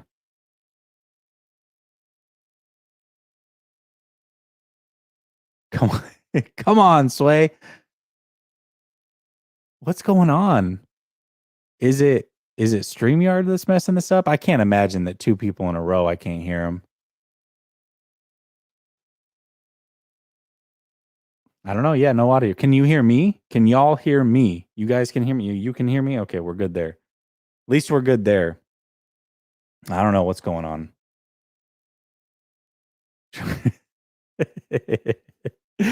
All right. Well, you guys got me at least. All right. Yeah, Rohan, I'll send it over. Jump in real quick. Let me see if I can hear you. Make sure it's not on my end. It could be on my end. Maybe I can't hear anything. He's not muted, chat. He's not muted. He's definitely not muted. That I can see.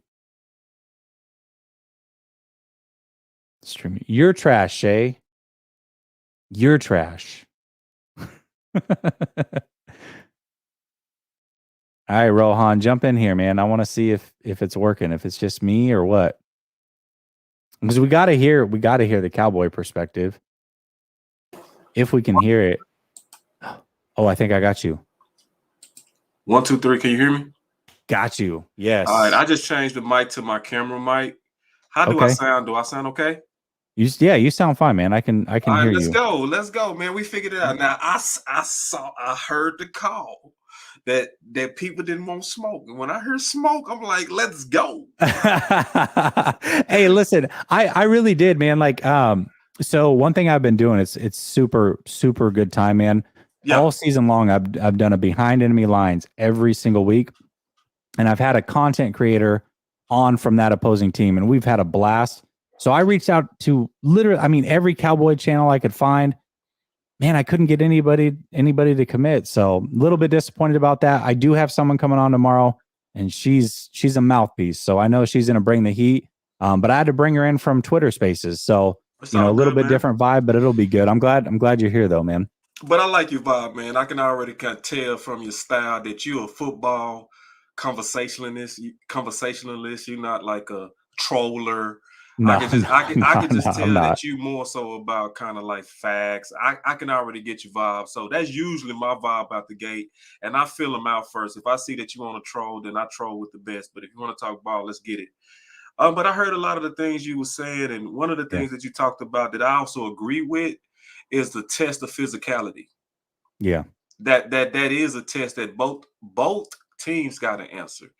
And because I don't think that y'all have ever had a test like our defense, but also, y'all have a major strength in terms of a true commitment to your style of football. To me, that's what makes you extremely dangerous too, is that you know who you are, you know your identity, and you're committed to it, and that's what makes you great. Yeah, absolutely. And that's the biggest thing is, I think last year, and I think you would agree with this, last year, Parsons, he had all the conversations about, I'm not the type to be bullied, where I'm from, and all these other things. And what happened was he got in that game and was like, oh, this is a lot more physical than what I expected. And, it even came out later that it took a couple weeks for him to recover just from the physicality of that game. I think that game and hanging on to that for the last year is something that is in the favor of the Cowboys. I think it's something that Cowboys players are like, okay, we kind of know what to expect. We got to be a little bit more physical. We know that this is going to be a dogfight. There's going to be no surprises this time around, but it has been a year. And I still I really subscribe to the fact I don't think there's a more top to bottom, offense to defense, more physical team than the 49ers in the NFL right now. And every single team that played the 49ers this year, if they had a game the following week, every single one of them lost the following week. Whether they beat the 49ers or they lost to the 49ers, the physicality of that game took it out of them enough to lose the next week. I don't think that's a coincidence that it happened to everybody on the schedule. So even if Dallas gets past this one, it might not bode well for y'all against Philly or the Giants or what have you, but it's going to be a physical game. And shoot, I mean, either one of these teams, if they win, they might go in without a few of their dogs in that next game, and it might be unfortunate, but it's going to have to be that type of game. It's going to be a fight. It's going to be a fight, and that I can guarantee. Yeah, it's set up for a classic, especially when you look. It's a typical quality, true rivalry between San Francisco and Dallas. It's just like any one of the great days, to where we're equally matched. We can talk our nose back and forth on who better and this and that, but when we looking at them line for line, we see a lot of equal across the board. So that tells me that a lot of times this game is going to come down to execution. It's almost like y'all versus the Rams last year, where it came down to a drop interception by your guy.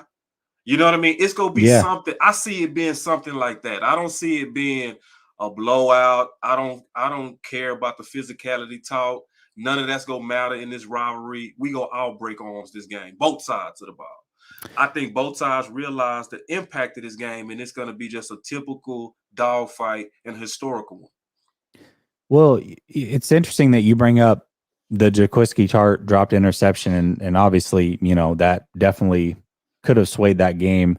You guys have an interesting situation going on, and it's one that we know going into this game, and it could come down to is something as simple as a missed field goal or a missed extra point. What is going on with Marv? I mean, is the confidence completely gone? Is that a concern at all in Cowboy Nation? I gotta imagine it is. Extreme concern.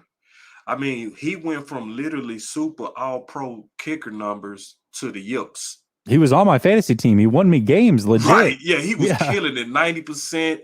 I think he missed maybe 3 kicks the whole year. It was phenomenal. And it was just the yips. So we picked up, you know, a backup today. And I think we, you know, using them for insurance. And what I would assume that we're going to do is we're going to try to give him a chance to kind of recover from that. But if he miss a kick, we're going to have to go into a contingency plan and go for 2 and be aggressive on 4th downs. And that's the way we're going to have to beat you. Yeah, absolutely, man. I think that it's going to be interesting. It's going to be, I got to imagine. Now, you guys didn't bring in any kickers at all this week, have you? We did. Oh, today. You did? Today. Oh, okay. Yeah. Who'd you bring in? Do you know? We brought in a guy, I forgot his name, but we brought in a kicker that was on our team before. And okay. Obviously, we already looked at him and, you know, got the reports on him. And a lot of people saying he was a sporadic kicker, you know. So our kicking game right now, based on the yips, is a concern. But I see concerns on both sides because I know, you know, your quarterback, the young Purdy, he's doing good. But I will say this, in my opinion, he's untested. Now, he's better than Jimmy. Yeah. He's better. I can say that right now. Yeah. We can clearly say right now, your offense, the averages is not a lie. I don't care that he was Mr. Irrelevant, just like I don't care that Dak was drafted in the 4th round. It's all about how you play when you get your opportunity. He's playing good, but he's untested. And this is getting ready to be his first real test. Like, real test. Like, okay, you going into a rival hot game. Now, let's be honest, and I'm going to ask you a question. Who do you really feel in your heart is better between him and Dak right now? Oh, come on, it's Dak. I'll say you keep it real. I was testing you. I was trying to make sure you was one it of would those. be disrespectful. Listen, okay.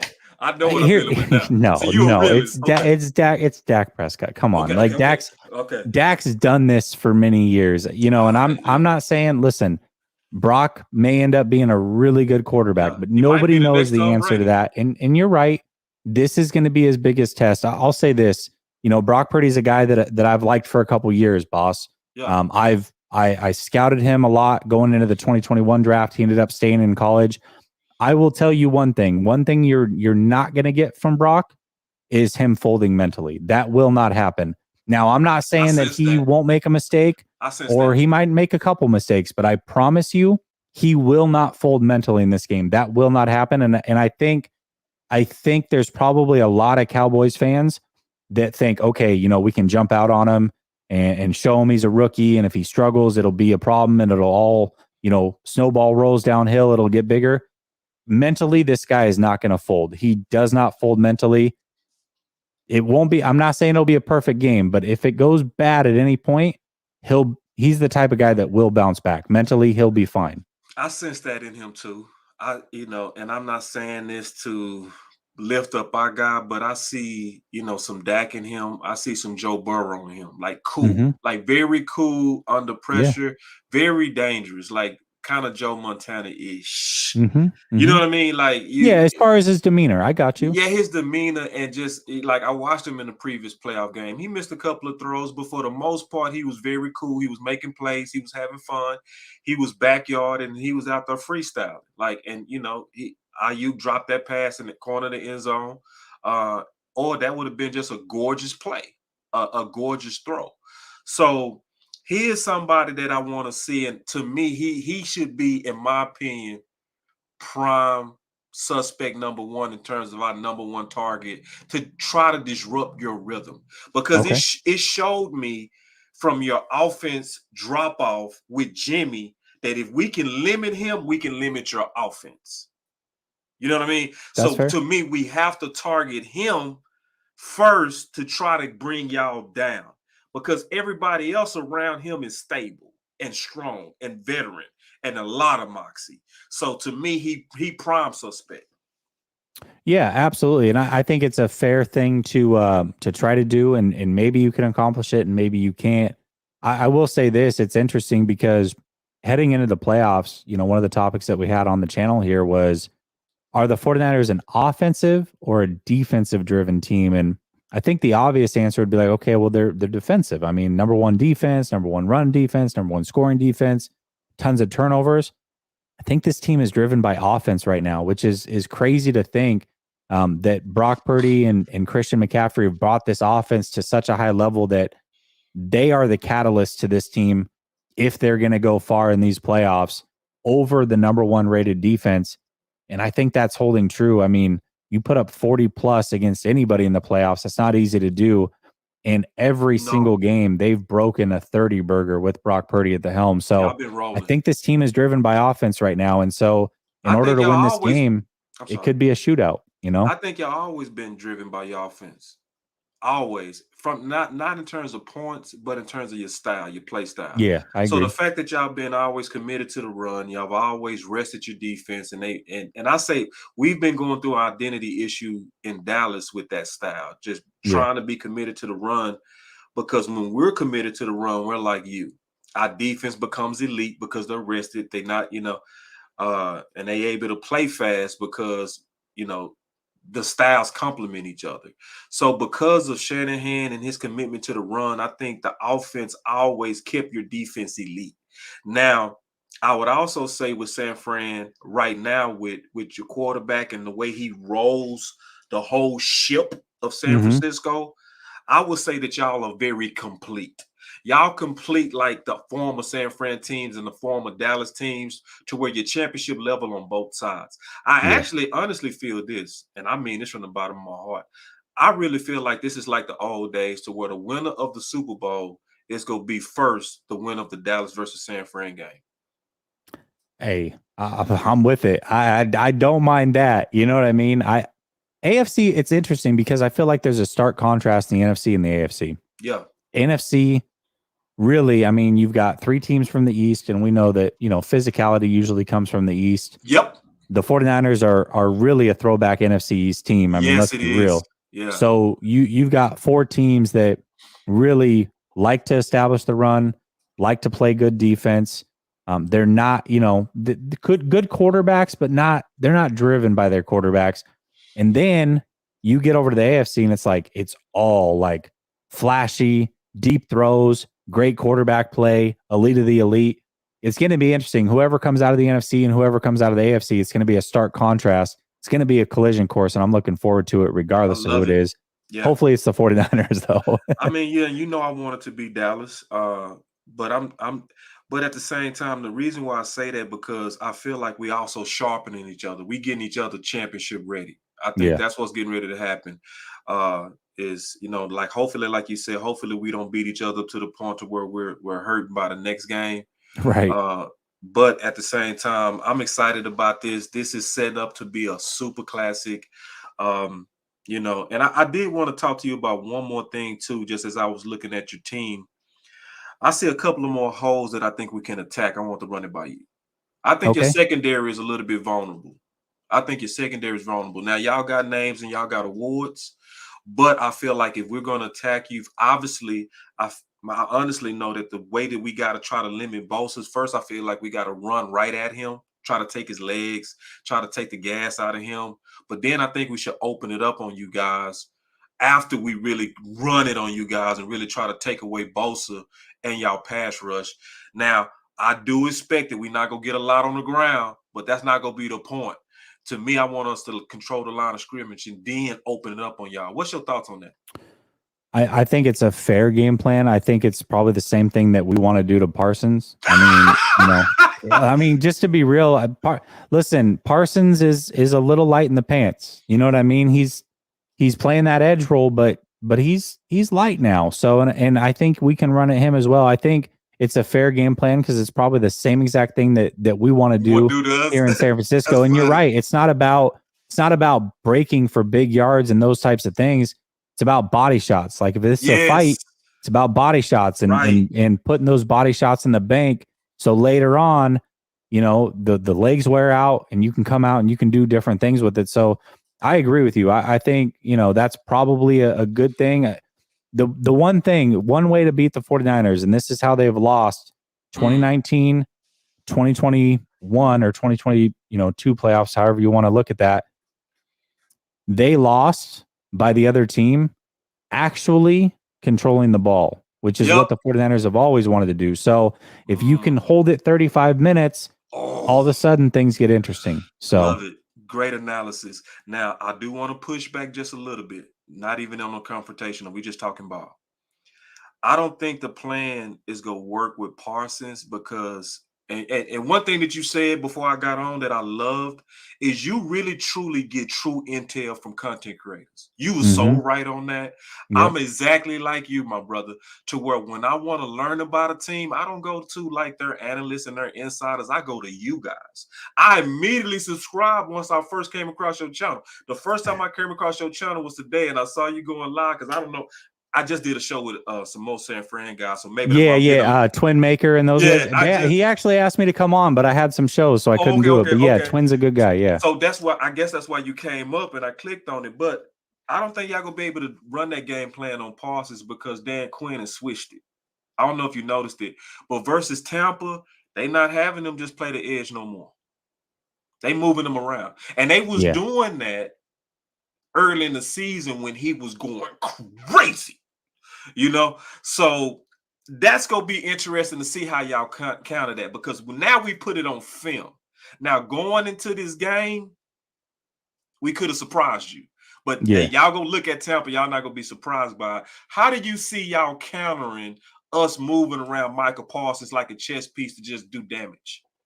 Yeah, I mean, first of all, I think where Parsons can do his most damage and what I saw him do last week, and I think this is going to pertain to this week as well. And then I'm probably going to get a prediction from you. We'll make a little bet, a friendly bet, and then I'll get you off because I got some other people. But that's cool. I think up the middle, that's where he can do his damage. Ooh. Especially third down, get up the middle because we're a little bit weak at center. You know what I mean? We got a center that's this is his first year as a full-time starter. He's like 29 years old. He's been in the league for a while. There's a reason these guys don't start. You know what I mean? So I think that he can do damage there. I do think though there's so much eye candy back there, and here's what me personally, the game plan I would have if I'm Kyle Shanahan and the San Francisco 49ers, Dallas is going to be ready for that run game. They're going to be looking for it early, especially if I'm the 49ers. If I'm the 49ers, I start out play action first 2 plays of the game. Whoa. First 2 plays, You're and I talking take the shots. Bengals. Boom, boom. That's just me. And then I incorporate the run game and I work that way versus working run game back. That's just me. I like it. I like it. I like your strategy. I know I gotta go. But hey man, let's try to set up something this week if we can. Okay, Let's try to set up something listen. this week. Like, where we can really take our time and just really I'm bang down. this out. Because I'm I want totally to talk down. matchup with somebody, and I like your style. Like I could tell some of your people know me from maybe different, they may have came across me. Yeah. I talk a lot of noise, man, but when it's about talking ball, I prefer to talk ball like you talking, where we really going back and forth on like analytical stuff, matchup stuff, strategy stuff. So let's set up something, man. It's good to meet you, man. Thanks for having me in. I definitely want the smoke. I'm always open for smoke, man. So let's set I up feel something. it. Hey, listen, let's get a friendly bet. If for some reason we can't link up or whatever, schedules, it's getting late in the week, we'll try. I'm definitely willing to try, but let's get a friendly wager in. All right. No money, nothing like that. All right.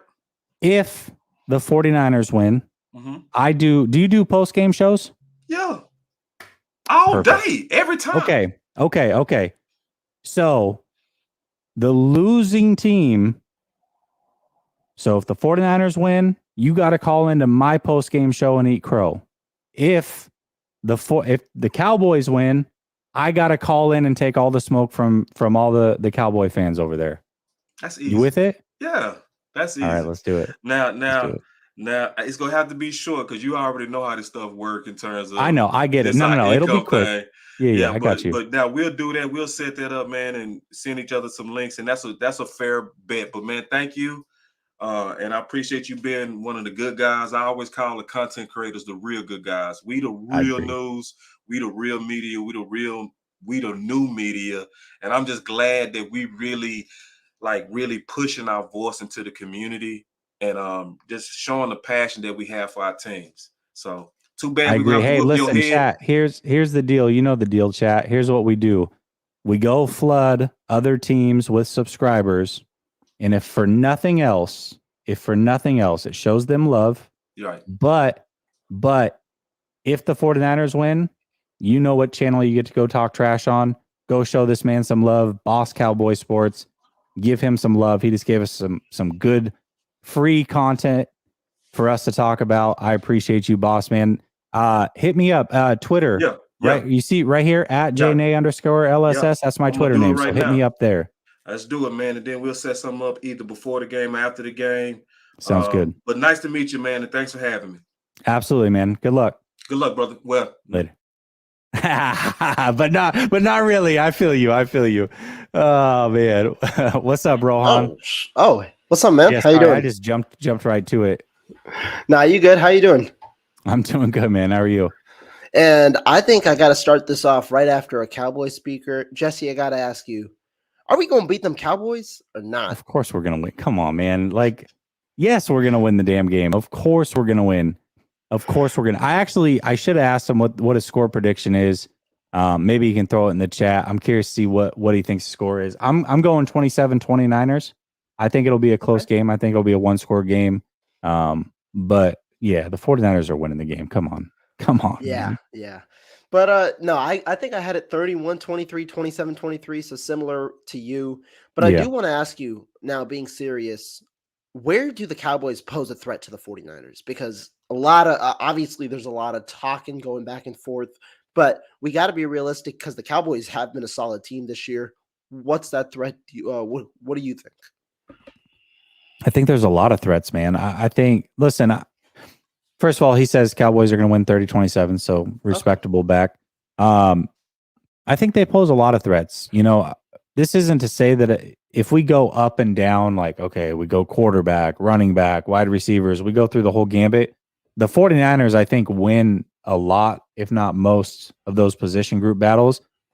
But it's close. It's very close in a lot of those areas. I think Dallas poses a threat. I think the biggest place that I'm looking at, and the one thing that I don't have an answer for, and I don't think the 49ers necessarily will have an answer for either, if Dak gets going and also can have a backbreaker 3rd down and 5 scramble a couple times throughout the game and extend some drives that shouldn't have been extended, I think that right there is where they can do some damage. And we know, I mean, you get a mobile quarterback. We see Brock do it from time to time, and I guess he could do it back to them. But Russell Wilson, that's how he cooked and killed us for so many years, was the backbreaker, third down, scramble, pick up a first down, and then what? Now all of a sudden your defense is staying on the field for bare minimum, another 3 plays.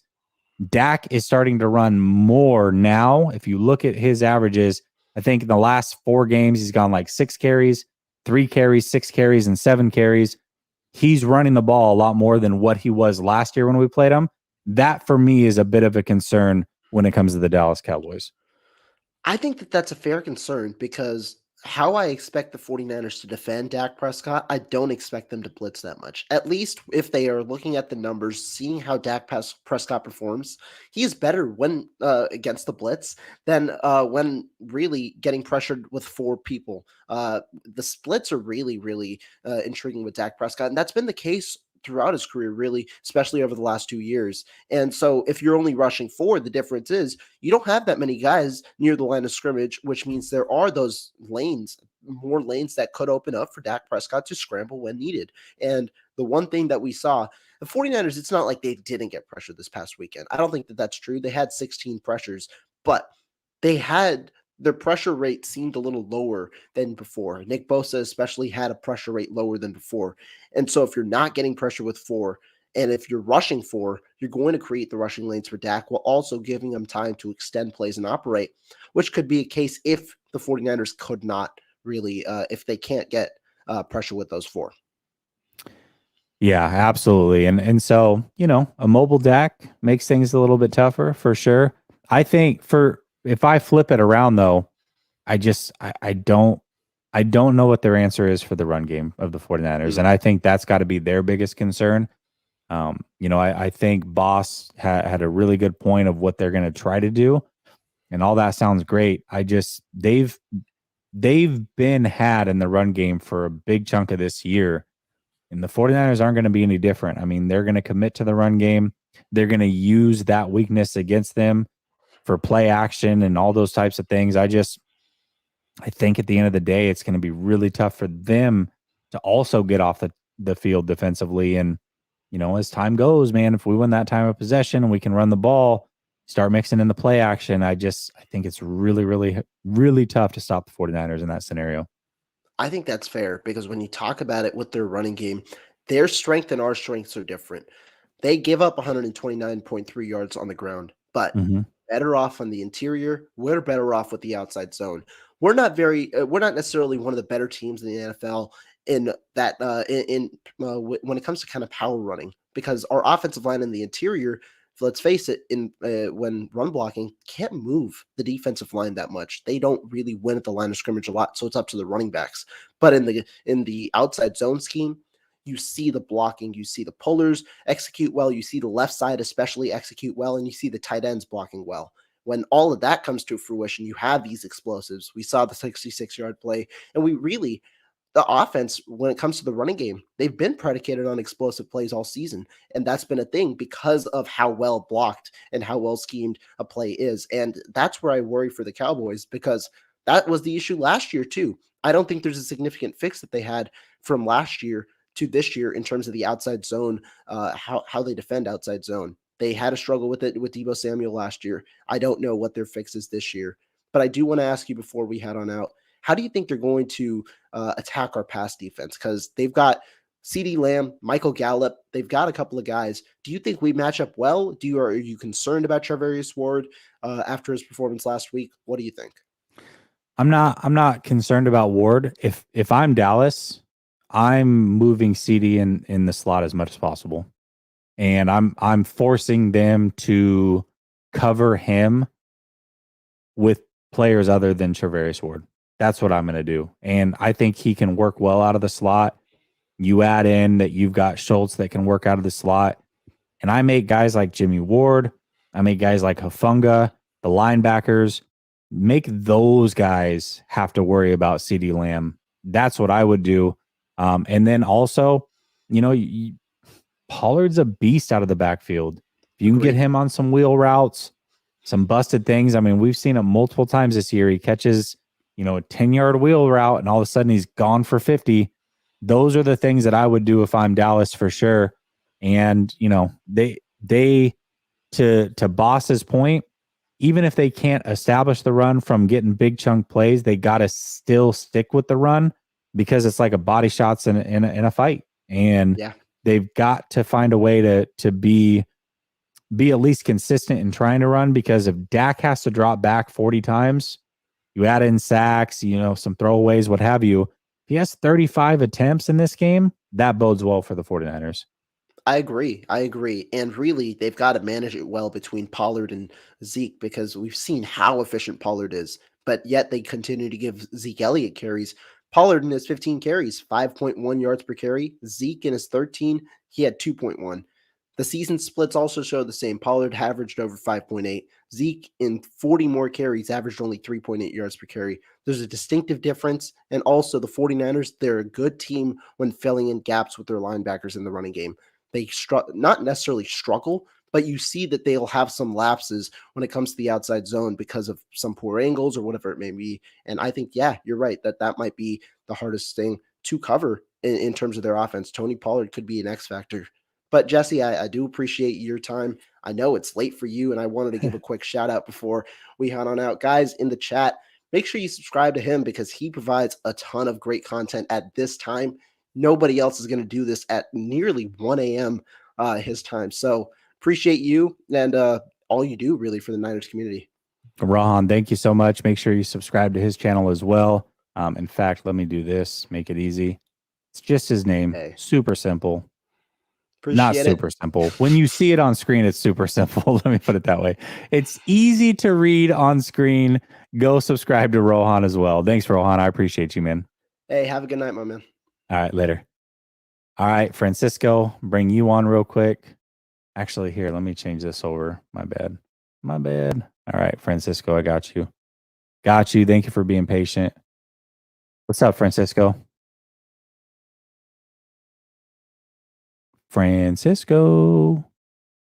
Bet you he fell asleep. He's probably East Coast too.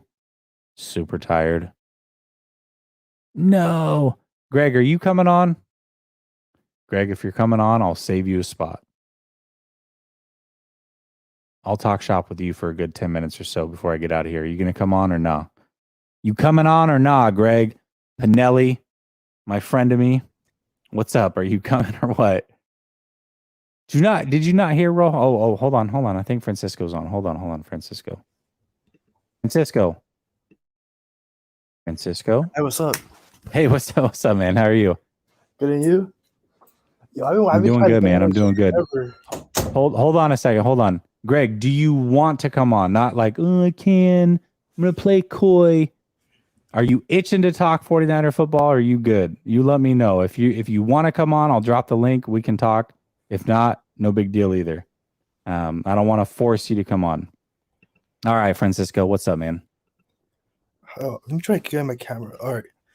Hey, what's up, man? I've been trying to get on the show forever. Like, I've been watching you and Grant for like years now. Thank you, man. Have you not called in? I swear I've seen you before. I've tried to call in before, but I didn't know how to do it. And I was like, oh, I got you. Yeah, I just tried to get in now. I wanted to talk about the disrespect on the Niners, like from like the ESPN people, and like I watch like in the morning before I go to school, college and stuff. Like I watch like their takes on the Niners. There's a bunch of like, especially like I don't know if you watch the morning shows with like I think it's Fox or ESPN.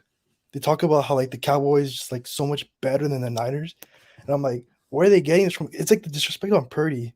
Like I don't think they're actually watching the games. I think they watch like a quarter or something, but they don't really like watch how he plays. This is Francisco. This is why I don't. I can't. It's entertaining, right? And I grew up on Sports Center, like morning Sports Center, which was actually Sports Center from the night before and all that. I loved all these shows growing up, but with YouTube, man, it's like if I want to know the other team and what's really happening, I'm gonna watch a content creator. And I think you watch a 49ers content creator, you're gonna learn more about the 49ers than anything that a Nick Wright or a Skip Bayless or any of these guys are going to say. And I'm sure they are being disrespectful. Dallas brings in a lot of the money, America's team, that whole thing. So it doesn't surprise me, especially if it's coming from like Skip and stuff. I mean, he's a huge Cowboys fan. Right. He had the gall to say, and I don't watch these guys, but I saw it on Twitter. He had the gall to say that Pollard is better than Zeke. Yeah, so come that. on, man. Yeah. I mean, excuse me. Pollard is better than CMC, not Zeke. He is better than Zeke. He's better than Zeke now, but not CMC. I don't even think CMC is going to be the biggest factor on Sunday. I think it's going to be Ayuk because last year, if you remember, he was cooking Trevon Diggs, but Garoppolo couldn't get him the ball. He overthrew him on a few balls. I think his connection with Purdy is like levels above Garoppolo's. So I think they're probably going to man mark Trevon Diggs with Ayuk, and I think Ayuk's going to cook him. I think he'll probably go 100 yards this game. Ayuk is an incredible route runner. Incredible. The one thing Ayuk has to clean up is his hands. He gets a drop every once in a while. I shouldn't say every once in a while. It seems like once a game he gets a drop, right? But he's a playmaker and he gets open on a regular basis. And I do think that he definitely is able to get open, even if it's on Diggs. We saw it last year. He puts people in a wash cycle, man, and he rinses and repeats and just cooks them over and over and over. I like that. Do you view him as the wide receiver one over Debo, or do you still view Debo as number one? God, it's so tough because as a pure wide receiver, it's Ayuk, but Debo is still a weapon, right? And he happens to play wide receiver. He's a weapon over Ayuk. And so because he plays receiver, I mean, technically he's still wide receiver one. But if I'm just going, hey, pure wide receiver, what am I looking at? Ayuk's a better pure wide receiver. Right. I just feel like the Niners kind of underappreciate him. So I feel like he could be so much more, like with the top elite, like top 10. Mm-hmm. I just don't think they utilize him that way. I feel like there's so much weapons on this team that it's kind of hard to force it down him. But I think Debo is probably the better weapon, but I feel like long term, they would probably prioritize Ayuk over Debo. Yeah, and I agree with you, and I think that probably plays into why they did a short term deal with Debo, because if you look at it, the way this is going to play out, so Ayuk's in year 3. Year 1 of Debo's new contract, his 3-year contract, starts next year. So that's year 1, year 4 for Ayuk. They'll pick up the 5th-year option. That's year 2 for Debo. When it comes time to pay Ayuk, the money actually won't kick in until the big time until that 2nd year, and Debo's off the roster. So that's I think that's a big reason why they did a 3-year deal with Debo. On top of, Debo definitely has some injury past and those types of things. I'm sure he wanted a chance at another payday at 29 years old, but I really think that strategic wise, it makes a lot of sense to do that. And when push comes to shove and it's like, okay, we can pay Ayuk and let Debo go at 29, 28 years old, what have you. I think that's the decision that they're going to have to make. And I think the wise choice would be Ayuk at that point in their careers. All right. Well, thanks for letting me on, bro. I'll let you All right, brother. Next caller. Thank you. Anytime, man. Thanks for calling. It was a good call, man. It was a good call for sure. JCK510 says, "Hey, Jesse, super random, but I saw your tweet a couple days ago. I'm pretty sure it was you. But how did your son end up a Ravens fan? Not saying it's bad, but curious on the story." I blame Jimmy Garoppolo, JCK510. And I say that jokingly, kind of. So my son, he's only 8, and he knows I'm a huge 49er fan. Obviously, there's stuff all over the house, signatures, what have you. He just started getting into football about a year and a half ago as far as playing. So he plays flag football, but he also started playing Madden.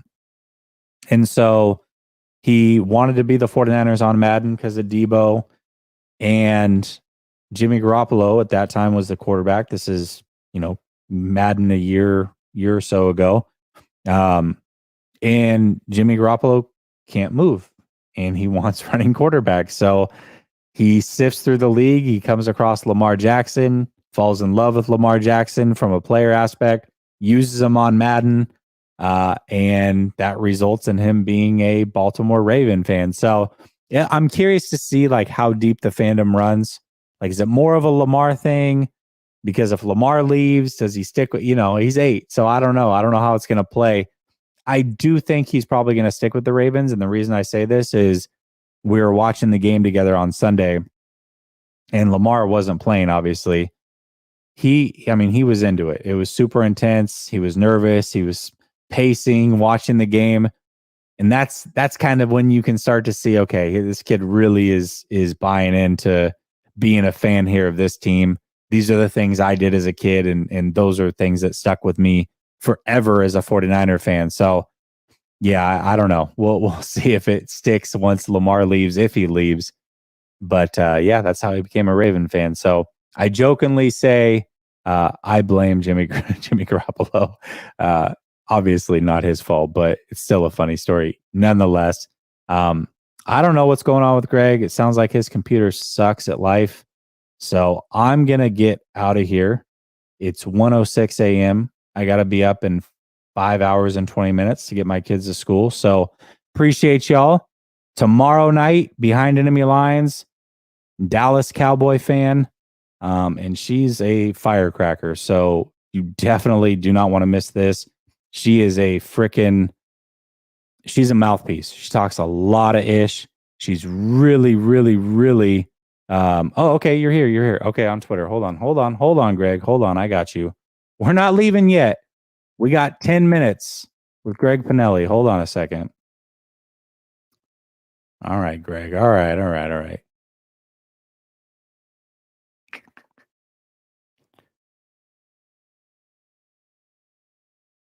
Let's see here.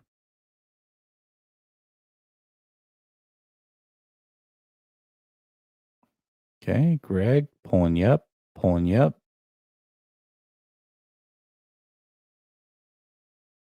It would have been easier if I could have texted you, but I get it. Computer-wise, it makes sense to send it on Twitter.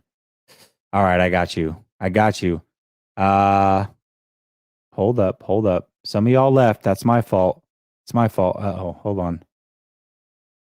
You ready or what? This guy. Come on, Pinelli. Get your ish together. Don't touch that dial. You're right. I'm waiting for Pinelli to come on. Jimmy G Stan himself. Greg Pinelli. We talk so much crap to each other because he's like the Jimmy G guy. I'm the Trey guy. It's so funny. All right, I got Pinelli here. Hey, what's going on? Look at this guy. Look at you. What's up? You're so much better looking on stream than off, man. It's incredible. Here, hold on. Let me turn it. This is the first time I fired up my computer in literally since the last time I did the pod. So that's because all the internet was all you. jacked. Yeah, I don't use a computer very. I've had that I use more often for work and other things like that. Can you guys hear me all right? Is everything working good? I hear you fine. Chat. Can you hear Pinelli fine? I'm just making sure. Come on. I was just popping in. I got a little notification on my phone that you went live, and I was like, you know what? I'm gonna pop in here, and then I always want to come in and talk shit on the chat, but then I'm like, you know what? This is always gonna come back and bite me in the ass. If I talk some shit, so I'm not gonna even say anything. So I was in the shit talking mood. Let me give the chat some context here. So Greg and I, obviously we have this running joke, we're frenemies, whatever. And we definitely we get after it in text for sure, but it's all in good fun. Greg's a super good dude. But yeah, we definitely talk a little bit of shit through text. So it would make sense that you would do it here in the chat too. But I wasn't gonna do it to you. I was gonna go more at the Cowboys thing, and then I'm like, you know what? This is going to come back and bite me in the ass if I go in and say something about Micah Parsons or one of these guys. Right. And then it's going to come back and bite me in the ass. So yeah, probably not worth it, man. Yeah. So I kept it off there. The chat, I knew this question was going to come up, and I'm not even trying to cut you off, but if the Bills and the Niners make it to the Super Bowl, Who does Greg root for? Everybody has asked me that question, and I everybody asked you that. you've asked me that. I've been asked that question probably 50 times this week, and it's such a hard one to answer, but I'm just gonna stick with my guns from what I've said a couple of years ago. And like the feelings change as soon as it usually leaves my mouth, or like go back to but you know. So it's like if the Bills and the Niners go to the Super Bowl, I'll go to the Super Bowl. And I told Croc that the other day, like I got a couple guys that are on the Bills. Obviously Josh is one of my best friends, but Keyshawn Johnson is one of the receivers that was on the Niners. Brock Purdy threw the 2-point conversion to him, I think, in the preseason game, right? So Yeah. Yep. Keyshawn has been with me since 2018. I probably talked to him, if not, more, just as much as I talked to Josh. And he says, hey, if Josh doesn't get you the players deal on the tickets for the Super Bowl, I got you. So I'll go to the Super Bowl. And I'll probably wear a Josh jersey to the Super Bowl. And it's so hard to answer, but I feel like I'd have to go for my buddy. Yeah, that's fair. It's like he's like a brother. So like some people might not understand, but Josh is like a brother to me. He's known our family, or my wife's family, since they were babies, and then I've known Josh since 2013, since he was a junior in high school, and I've seen him every step along the way. So I root for both teams every week, and some people that follow me might be like, what the hell is this guy posting Bills stuff for? But I root for him. And then it was one of those things my wife asked me again the other day, and I was like, you know what? Screw the Bills. I'm going for the Niners. Like, I've had enough of this shit. We're going for the Niners, baby. And then, but it's that thing. It's like, if the Niners win, obviously being a fan my whole life, and watching them lose 2 Super Bowls has sucked, and I've never gone back to watch those games. But watching those games and remembering how I felt after those games and the weeks after those games, probably just like everybody else, was terrible. And it's like, if they win, I can't post it on social media. You're right, because he follows me on every platform. So it's like, I'm not gonna go post it on social media. I can't really like go celebrate it in public on podcasts, and then shortly thereafter, I'll probably golf with him or see him within the next week after the Super Bowl or whatever it may be. But then if the Bills win, I can celebrate it and say this and that.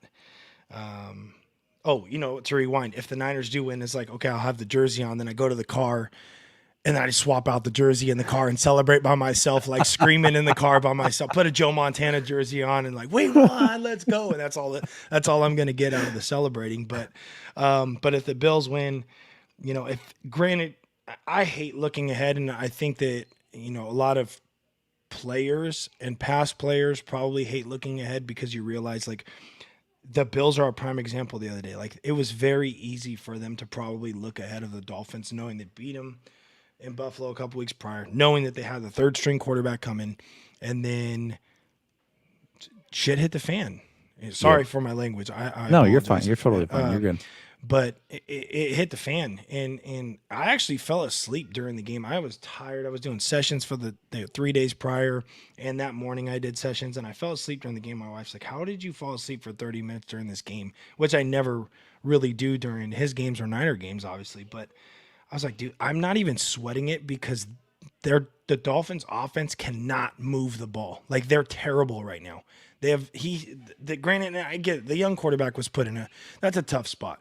But they couldn't move the ball. And so I was confident that the Bills were going to figure out a way to get it done. And I think talked about it yesterday, and I know this isn't the Niners podcast, but we talk about Josh, and you like Josh a lot, but we talked about it. I talked about it with some buddies yesterday. When you watch the Niners now, you kind of get this recipe during the game, and the game kind of flows, right? And as a quarterback, you want the game to flow. Right.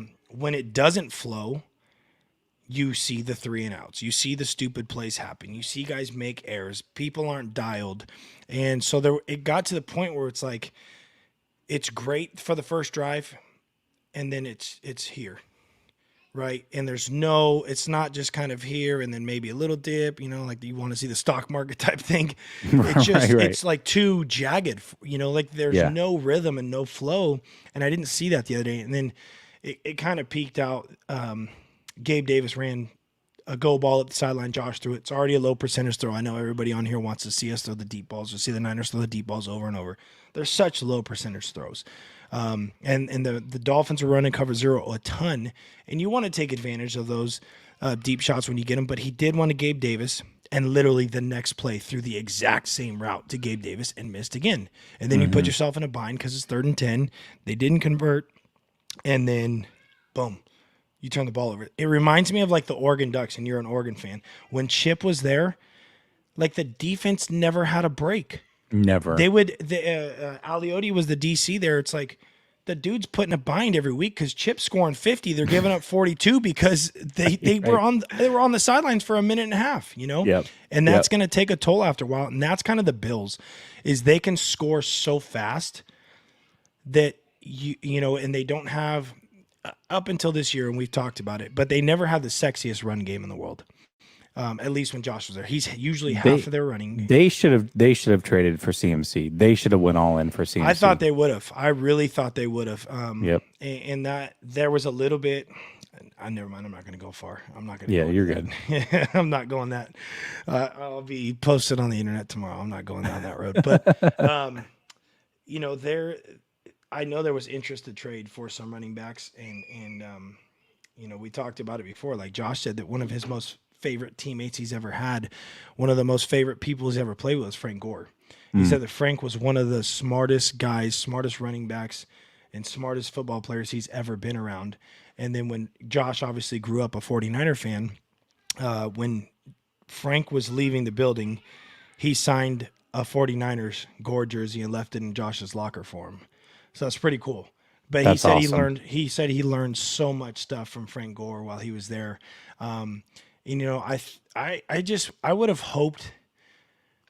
Singletary hasn't been bad this year, and I think Cook started slow, but I think that he's kind of catching a little bit of heat now. Yep. So that's really what they've needed is when it comes down to, there's 5 minutes left in the game and you got to figure out a way to milk the clock. Like the Bills have never had that recipe. Yep. Playoff game last year is a prime example. They were going shot for shot, Pat Mahomes, boom, boom, boom, boom, back and forth down the field, and they're scoring in 40 seconds, rather than, hey, maybe let's take it down to the last 15 seconds of the game, which they pretty much did. And then 2 plays later, Pat Mahomes gets 30 yards and then throws a touchdown and it's game over. So, I think that if they can figure out a consistent run game, that's what's really going to do it for them, because you can only rely on your guy that's calling the shots for so long. Let me ask you this about Josh, because the one thing that is obvious this year, and I think some of it was due to the injury. He probably realistically shouldn't have played through that injury, but he decided to do so because he's a tough SOB. And I think it hurt him there for a couple weeks, but even last week it crept up again. How much do you think Brian Daboll had to do with kind of ringing him in a little bit and not having some of those turnovers? Because I can't help but to look at it and say, Daboll left, turnovers up. Daboll goes to the Giants, where Daniel Jones was a turnover machine, turnovers down. Do you put any stock into that? Like what can we put behind these turnovers this year from Josh, especially in a critical game like a playoff game? That was not something I expected from him. Yeah, I'll say the one down the field, and people are going to say, oh, here comes the Josh apologist or the Jimmy apologist. I try to look at it from all perspectives, right? Like, I told you guys before, I get frustrated with boneheaded plays that the Niners make. I get tired of watching boneheaded plays that Josh might make from time to time. And I think that's the fan in me. But then there's the coach in me that looks at, John Brown's route. He looked like he turned outside, he stopped the route and then goes upfield. And again, that's a low percentage deep ball that you're hoping on your burner is going to take it vertical, and you throw it out there. And it's not like, you're throwing it to a spot. You're not throwing it to the receiver. You're throwing it to a spot and hope that the receiver beats the DB to that spot. Mhm. And was it Xavier Howard that made the pick? I think it was. Yep. So if he doesn't turn outside and slow for that split second, I think it's a 50-50 ball. Or at worst, he's batting it down and playing defense. John Brown would be playing defense and just batting the ball down so he doesn't get it. And then there was the one to Beasley. I watched it again, and it kind of hit him in the chest, but the DB did a good job of making a really good play on it and getting his arm through. And then there's the fumble, which was, I think that's probably the worst one because he was Josh has huge hands, right? Like these guys, the NFL ball is bigger than a college ball. It's bigger than high school and NFL are the same. High school and college balls are the same size. And then you get to the NFL ball and it's a little bit bigger. And Josh has big hands. So these guys run around with this damn football in their hand like it's child's play, right? And so I think that's the problem sometimes is they're able to do that, but they do it a little bit too much. And that bit him in the ass the other day. And that completely shifted the momentum of the game because I believe it was right after halftime, wasn't it? Mm-hmm. And then they took the lead. So they took the lead and it was like that was kind of like the oh shit moment in the game. You're like, wait a second, now these guys are playing, playing from behind at home. So, but goes back to the conversation we had with even Mahomes. Like Mahomes is a gunslinger type of guy, and he's gotten better at it. But these dudes that have ridiculous arm talent, Brett Favre's the prime example. They got ridiculous arm talents. They're going to take some shots they probably shouldn't take from time to time, right? And Mahomes takes shots that he shouldn't take from time to time and gets lucky on it. And we talked about it, and people are like, oh, you're a Mahomes hater. No, I'm not. Go look at the stats. And I brought up that he led the league in dropped interceptions last year. Otherwise, he would have had 20 plus interceptions last year, and nobody would have been talking about an MVP type of season from him. But that was the conversation where we mentioned the Trey Lance stuff, where you get a guy that has strong enough arm talent. They're going to try and fit balls in certain holes they probably shouldn't, and they're going to get away with it from time to time, and people are going to be, holy hell, that was a great throw. And then when it's the bad part of it, you basically, everybody just flames them for it. Yeah. But, and this was always the difference that we talked about with Jimmy and now obviously with Brock too. Those guys with elite arm talents will make you forget about the stupid shit they did because they'll make a spectacular play on the back end. Yep. Jimmy didn't make enough spectacular plays to make you forget about the kind of the dumb crap that he would do. Brock the other day made some dumb throws in the first quarter. I thought he rushed a lot of his reads. He got a little excited as expected. You go from regular season to playoffs. It's no matter what. You've played the Seahawks once already. He has played the Seahawks once already. It's different. There's a lot more on the line than that first time you played him. And so he was trying to throw a lot of first window throws. If he waits a split second longer, their second window throws and their completions are probably touchdowns, or one of them would have been a touchdown for sure. But then on the back end, he did some really good stuff. Like that throw to Ayuk was top notch. Special.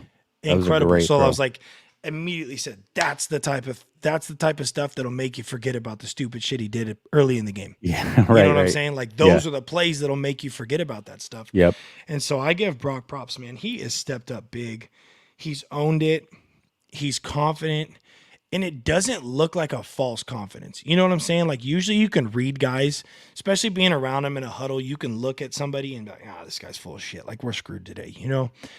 You look at Brock, like I feel like he's quiet enough, but loud enough on the field from his body language that he's dialed, man. He gets it. And I think the players feed off of that. I saw that from him in college, man. And that's, a couple weeks ago, somebody was like, I'm really worried. Like he hasn't really played a bad game yet. How does he bounce back? I'm like, I mean, I guess I can't for sure promise you this, but what I know about Brock Purdy is he's the type of guy that even if he throws a couple picks, like he's going to come right back. and he's just not going to get rattled mentally. And mental toughness, belief in yourself. I mean, all those things matter, and he has that he definitely has, and he's extremely resilient. Yep, extremely. Yeah. I mean, realistically, Greg, if he had come out in the 2021 draft, which I thought he was going to, I think he would have been a 3rd round pick that year. He stayed in college. He, regressed. The numbers regressed, whatever, for the 2nd year in a row, and all of a sudden he slips almost out of the draft. But he's always been a 3rd round talent.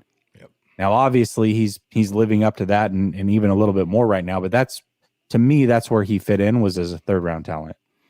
A lot of people get so caught up in these draft picks and slots. Like, for example, Deron Bland is a corner for the Cowboys. Yep. Deron, it's funny now. It's like I try and watch what I say about the Cowboys on Twitter because Deron follows me and he's the starting corner for the Cowboys. He trains with us at our facility here in town. Like, he did his draft prep with us and he trained with us all off season. And I'm throwing, simulated interceptions to him for 10 weeks straight last year. And then he comes in and, I saw him. We already have his game jersey. He already sent us his gamer and he'll be here in a couple of weeks again too. And it's funny because, it's like that guy before draft prep started had like a 6th, 7th and UDFA grade or a high profile free agent grade to him, and went to Sac State for 2 years, then comes to Fresno State, and then he comes and does his draft prep, and then his hips were extremely tight. We usually, everybody gets like the full body breakdown, but he was a track guy and his hips were so tight. And, he spent a couple weeks basically he spent the whole time working on it, but the first couple weeks just loosening up his hips, loosening up mobility. And he already jumped. His broad jump was stupid. His vert jump was stupid. And then his 40, we already knew he was going to do well in the 40. And then he loosens up a little bit and it's like his numbers start jumping off the charts. I think he upped his vert from when he started with us 5.5 inches. And his broad was like another 8 or 9 inches or something like that, just from loosening up the hips, and props to the guys, Dave and Josh over at AP, and Josh is the speed coach, and he ran on a hot day on slippery, shitty turf at Fresno State that didn't have enough infill in it, which they told him to put in. These guys were slipping all over the place, and he still runs 4.4 on the lasers, and then gets drafted in the 5th round. So you're a 5th round draft pick corner. You're probably not expected to start right away, and creeps his way into the lineup. They're putting him in packages, playing a little bit of nickel. And then I think since week 12, he led the league in interceptions out of all corners since week 12. So it's like, just because somebody puts you as a 6th round pick or a 5th round pick or 4th, look at Tom Brady, obviously that's going to be the forever one. And Julian Edelman, those types of guys, like, there's people out there that are special that don't care about what number they're slotted in the draft, but their mindset is completely different. And they're a lot more motivated. They're resilient. They don't take no for an answer. They don't give up. And I think that's the type of guy Brock is. That's the type of guy Deron is. That's how Brady was. And that's why they are what they are. And I think regardless of what does happen, that Brock Purdy through these 5 or 6 games is making himself a lot more money than he probably would have sitting on the bench. I can tell you that.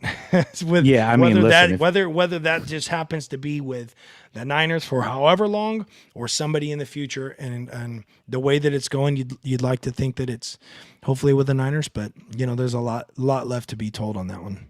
Yeah, I mean, either way, he's going to be in the league now for a long time. Borderline. Is he going to even beat out? I forget who was our quarterback that we had paid a couple $1 million and then cut. What was his name? The tall Jared Sudfeld. Dude. Yeah, Sudfeld. Yep. So Sudfeld had guaranteed money. Was he gonna? And remember, the last week of preseason was like, okay, Sudfeld to drive, Purdy to drive, Sudfeld to drive. Like, they were trying to figure it out. Like, who do we keep? And it was close, and they went with Purdy. Thank God they did. And now he went from borderline not making a team and probably would have never found his way back on a roster as a possibility to starting and having, I mean, he's going to be in the league for the next 10 plus years in some sort of capacity, no matter what. That's insane. I mean, that's absolutely crazy. So, shout out to Brock for sure. And we'll see if it's, long-term starter with the 49ers or what have you. But either way, as far as what expectations were, he's cleared those by a mile, and everything from this point on is gravy. So I'm with it. And Hufanga talked about kind of that mentality a little bit, Greg. I don't know if he caught that interview a couple weeks ago, but he talked about regardless of where you're drafted, Shanahan treats everybody like they're a first round pick. And his expectations, if you're on this team, whether you're an undrafted guy or you're the first round pick, his expectations do not change. Once you're in the building, these are the expectations. Yep. And I expect that you can follow through and make these things happen. And if you can't, you're not on the team. If you can, I don't care where you were drafted, you're going to start. So that's kind of the way that he treats everybody. Hufanga, obviously, we've seen how great he's been because of it. Kittle, guys like DJ Jones, now Brock Purdy. I mean, these late round draft picks, they're flourishing. And a lot of that is probably because of the culture that Shanahan and the 49ers set forth for these kids to succeed and make teams. Yeah, no, I agree with you. It's fun to watch. Hufanga was that's one I forgot to mention, and I talked about that before. Obviously, USC was they weren't rolling as they were this year when he was on the team, and if he was playing in the SEC at probably any school in the SEC, he probably would have been at least, I would say a second round draft pick. Yeah. And what did he end up going with the Niners? Was it a fourth rounder? Fifth, I think. Fourth or fifth rounder. So I look at it, excuse me, look at the tape. That's at the bottom, at the end of the day, just look at the tape. How does a guy play? How does he interview? Can you see him on your team? If you like him, why the hell not? And I've always thought the same way with like scholarships in college. Like, why are you questioning? If you really like the guy, then why don't you just move forward and offer this kid? And I deal with it all the time with college coaches, but that's a whole other conversation. Yeah, that's got to be super frustrating.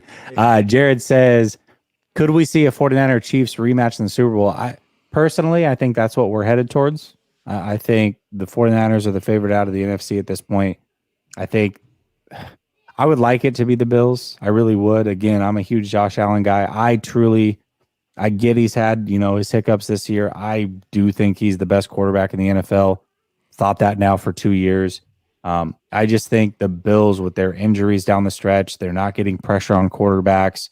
The defense is starting to fall apart a little bit. They've never been able to run the ball. There's just too much on Josh Allen's shoulders. And at some point, that team's got to figure out a way to take some of that away and help the kid out, because there is no quarterback in the league that has as much on their shoulders as Josh Allen, that is also consistently making it to the playoffs and making runs. Right. It's incredible what he's doing, but I just don't think they have enough all around as a team. They might fall short to the Bengals, and if they play the Chiefs, I think that they probably lose that game too. So I think it's going to be a Chiefs 49ers Super Bowl personally. I think that the telling will be this week with the Bills, given the fact that Cincinnati's O-line is just horrendous. Trash. And they were last year, but they were garbage. Yeah. If the Bills can't figure out a way to get to him this week, Pat Mahomes, and this is the PFF grades, but I saw the breakdowns of the O-lines, by far the best O-line out of the group that is left, by far. It's not even close.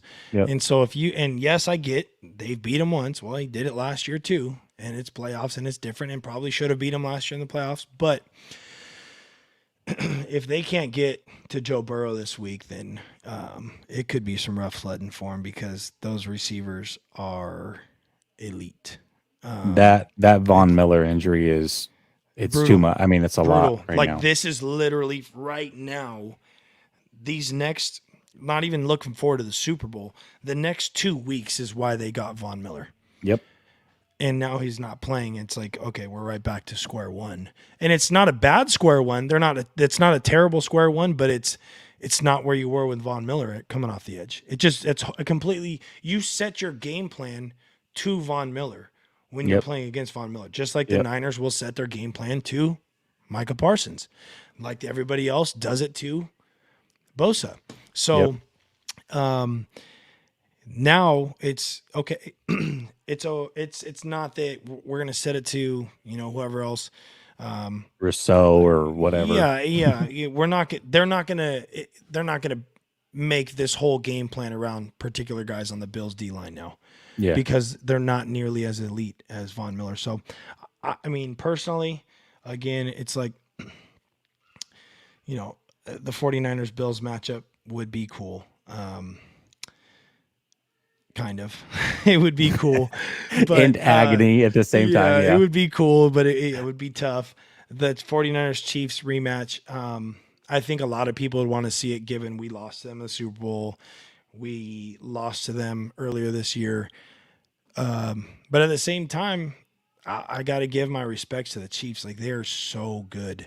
They scare the piss out of me. I'm not gonna lie. They scare, like, I don't even want to see the Chiefs matchup. And I'm not saying that because, Pinelli scare the Chiefs. It's not that. It's like, if you have any common sense and watch football, they are so good in it. Their coach on that other sideline has figured out so many different ways for them to score. It's like, it's not even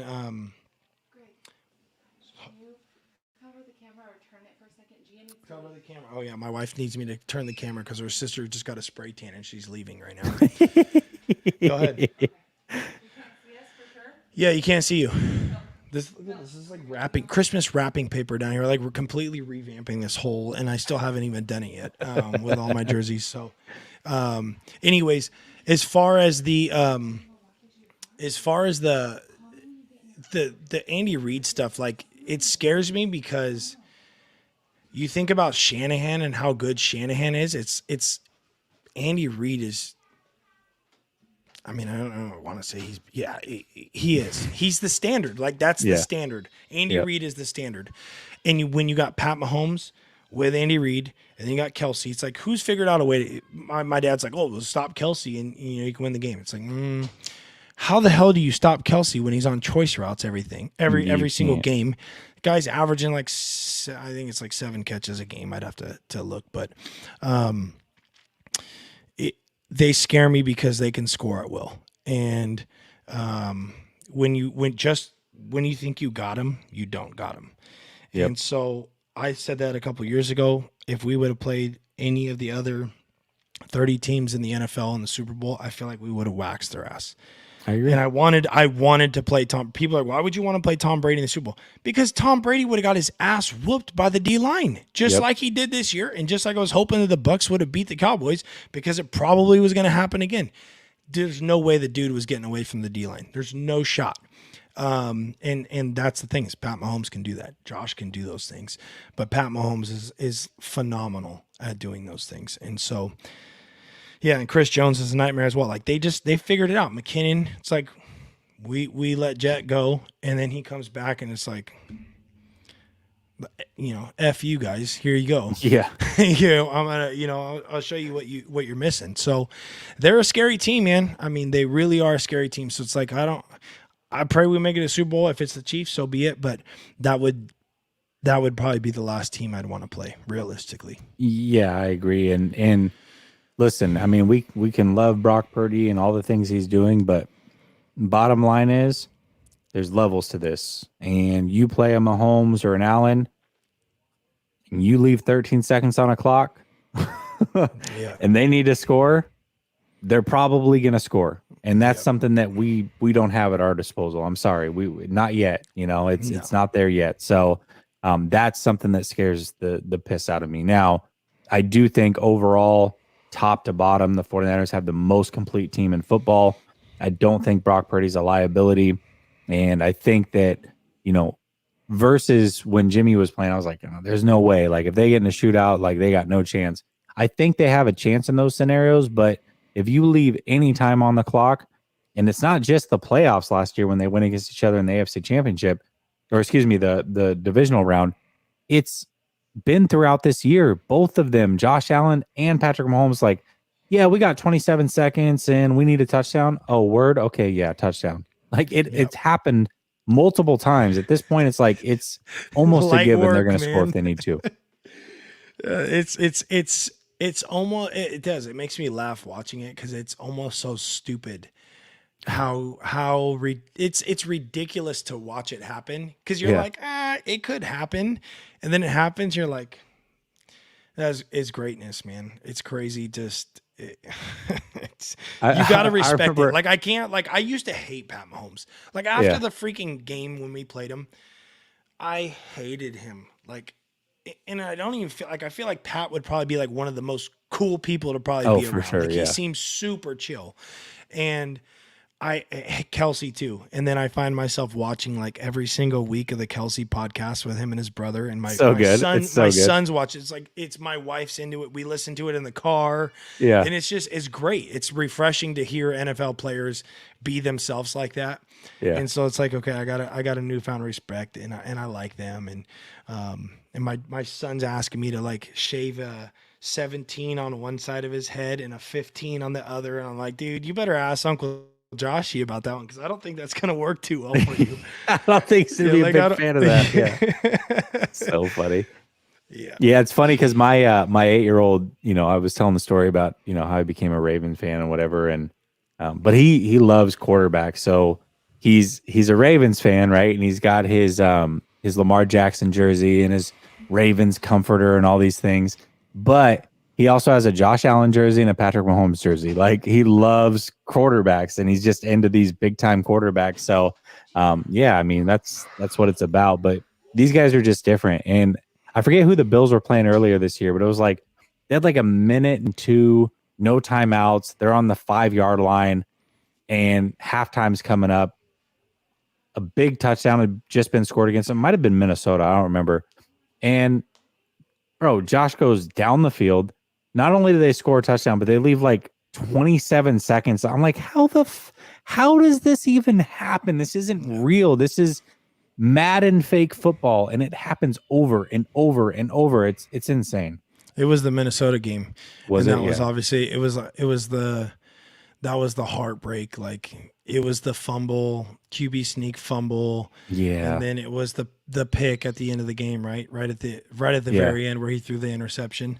And then again that pick, was trying to fit a ball into a spot. And if he could have that throw back, like I'd give him, 9 out of 10 touchdowns, a little bit more air layered, like he would have it. But that one just came off a little flat. And I also think, if I remember correctly, that was like the game a week or two after he had the elbow thing he had going on. I think it was a couple of weeks after that was a rough stretch, like you said. That was a rough. It went from like the Jets, the Vikings.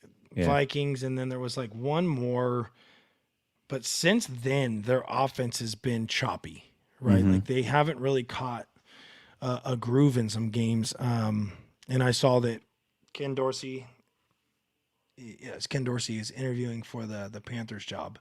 Yeah. And all these Bills fans were going batshit crazy about it. Well, why isn't he focusing on the game? And I partly feel like that. It's like, but as a Niner fan, now you're used to it because look at the solid stuff. And now the D'Amico Ryans thing. Right. Back when we had our other coaches, obviously, so that's an interesting topic. And I'm sure you guys have talked about it, like what the hell they're going to do with the DC stuff, but I'm not going to get in. That's a whole other hour conversation. Yeah. I think I will say this just quickly. I think there's an outside shot they still get Vic because it seemed like Vic was going to be a package deal with Peyton. Peyton's really, really picky on the position, and it doesn't look like that Charger job is not coming open. It doesn't seem. Yeah. Depending on what happens with Dallas, maybe he ends up there. But if the Dallas job doesn't come open, I don't know if Peyton takes a job this year. And you're already starting to see Vic Fangio interview for other DC spots, which tells me he's not necessarily married to the Peyton relationship. So if he's willing to take those interviews, I mean, there's a possibility we get Vic Fangio back in the building. I'm all for it. Yeah, I would be for that one too. Like that would be. It wouldn't take much of an interview, I guess, and from my perspective, I would love to have him back. I'm not taking anything. If it was, Saleh and D'Amico Ryans, obviously, at the rate that they've gone, I'd rather have them. But I would take Vic Fangio in a heartbeat. In a heartbeat. The only thing that I would say is, hey Vic, how do you plan to run the defense? I know you're a 3-4 guy. We're a 4-3 team. What does that look like? Sounds good. All right, yeah, you're hired. Like, yes, Yep. it's that simple. We'll like, figure it out. What are you gonna do exactly? Mike says, Greg, is it too much to expect Brock Purdy to carry the O all the way to the Super Bowl? It's unprecedented. What are your thoughts? I would say there would have to be a few scenarios for him to carry the O all the way to the Super Bowl, given the fact that there is a lot of alleviation that has been put together from Kyle Shanahan on the quarterback consistently through the years. Obviously with Jimmy, Jimmy didn't have to be Superman. It's be good enough, and the games that you're better than good enough, perfect. But if you're just good enough, I'll figure it out along the way. And I thought, some people might disagree, I did think that Jimmy, it was tough. He had hands in his face all damn game against the Chiefs in the 2019 Super Bowl. He got balls batted down. Trevor Lawrence is getting balls batted down, and he's 6'6". So it's going to happen. That's the job. Herbert of the actually D-line. was one of the top quarterbacks in the league, and he's gigantic. There you go. Exactly. And so Jimmy was always he's quick to pull the trigger, but at the same time, because he's so quick to pull the trigger, it's easy to probably time it out versus somebody who doesn't need to be in a rhythm to throw the ball, where I think that Jimmy had to be in a rhythm to throw the ball. And I think that it's easier to time those things. But I thought that Jimmy was good enough. He wasn't the greatest, but I think he was good enough to win that Super Bowl. And I think that one hurts because we were up 21-10 with like 7 minutes left. And if we kept running the ball, it's like 3 more first downs and the game's probably over. Yep. And if we would have kept running the ball, again, like Matt Ryan was good enough to win the Super Bowl, and they lost that one. So, but I think that Kyle has, it's funny. It's like earlier in the season, we're talking about is Kyle Shanahan getting canned after this year. Kyle's terrible. Kyle's terrible. Right. Kyle's terrible. And now this is like, oh, he should be the coach of the year this year. He should be. Yeah. It's interesting how it goes in waves. I think that Kyle's phenomenal. I think that he'll put together a game plan every single week that doesn't necessarily rely on solely quarterback play. Now, if shit hits the fan and the run game's being stopped, I think that Brock is perfectly capable of operating, and we've seen that. On the flip side, go to Buffalo. Josh has to carry the team.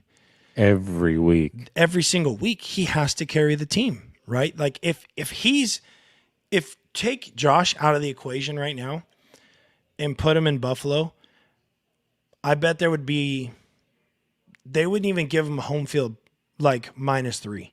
I bet it would be Bengals by 7 at least.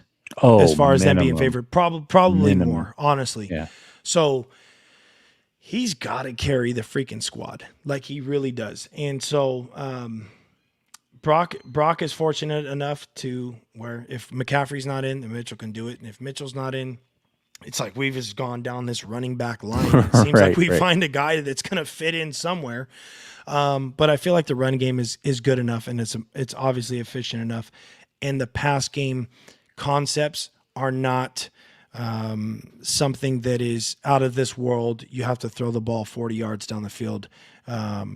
Just get it to the playmakers. Get it to Debo. Get it to Ayuk. Jennings made a hell of a catch the other day on that throw in the hole. It was the dive. I think it was the diving catch. Kittle's been phenomenal. He's caught fire, which earlier this year, it's the same conversation. Like, where the hell is Kittle? Ever since this, he hasn't been great. And now he's caught fire, and it's like, okay, now he's one of the best tight ends again in the league. So I think there's so many playmakers that it doesn't just rely on Brock, regardless if the run game is not working, because the pass concepts will allow for him to not have to press as much as people might think he would. And he's probably in the only offense in the league right now, maybe I guess the Chiefs, that would allow for a third string quarterback to probably do that.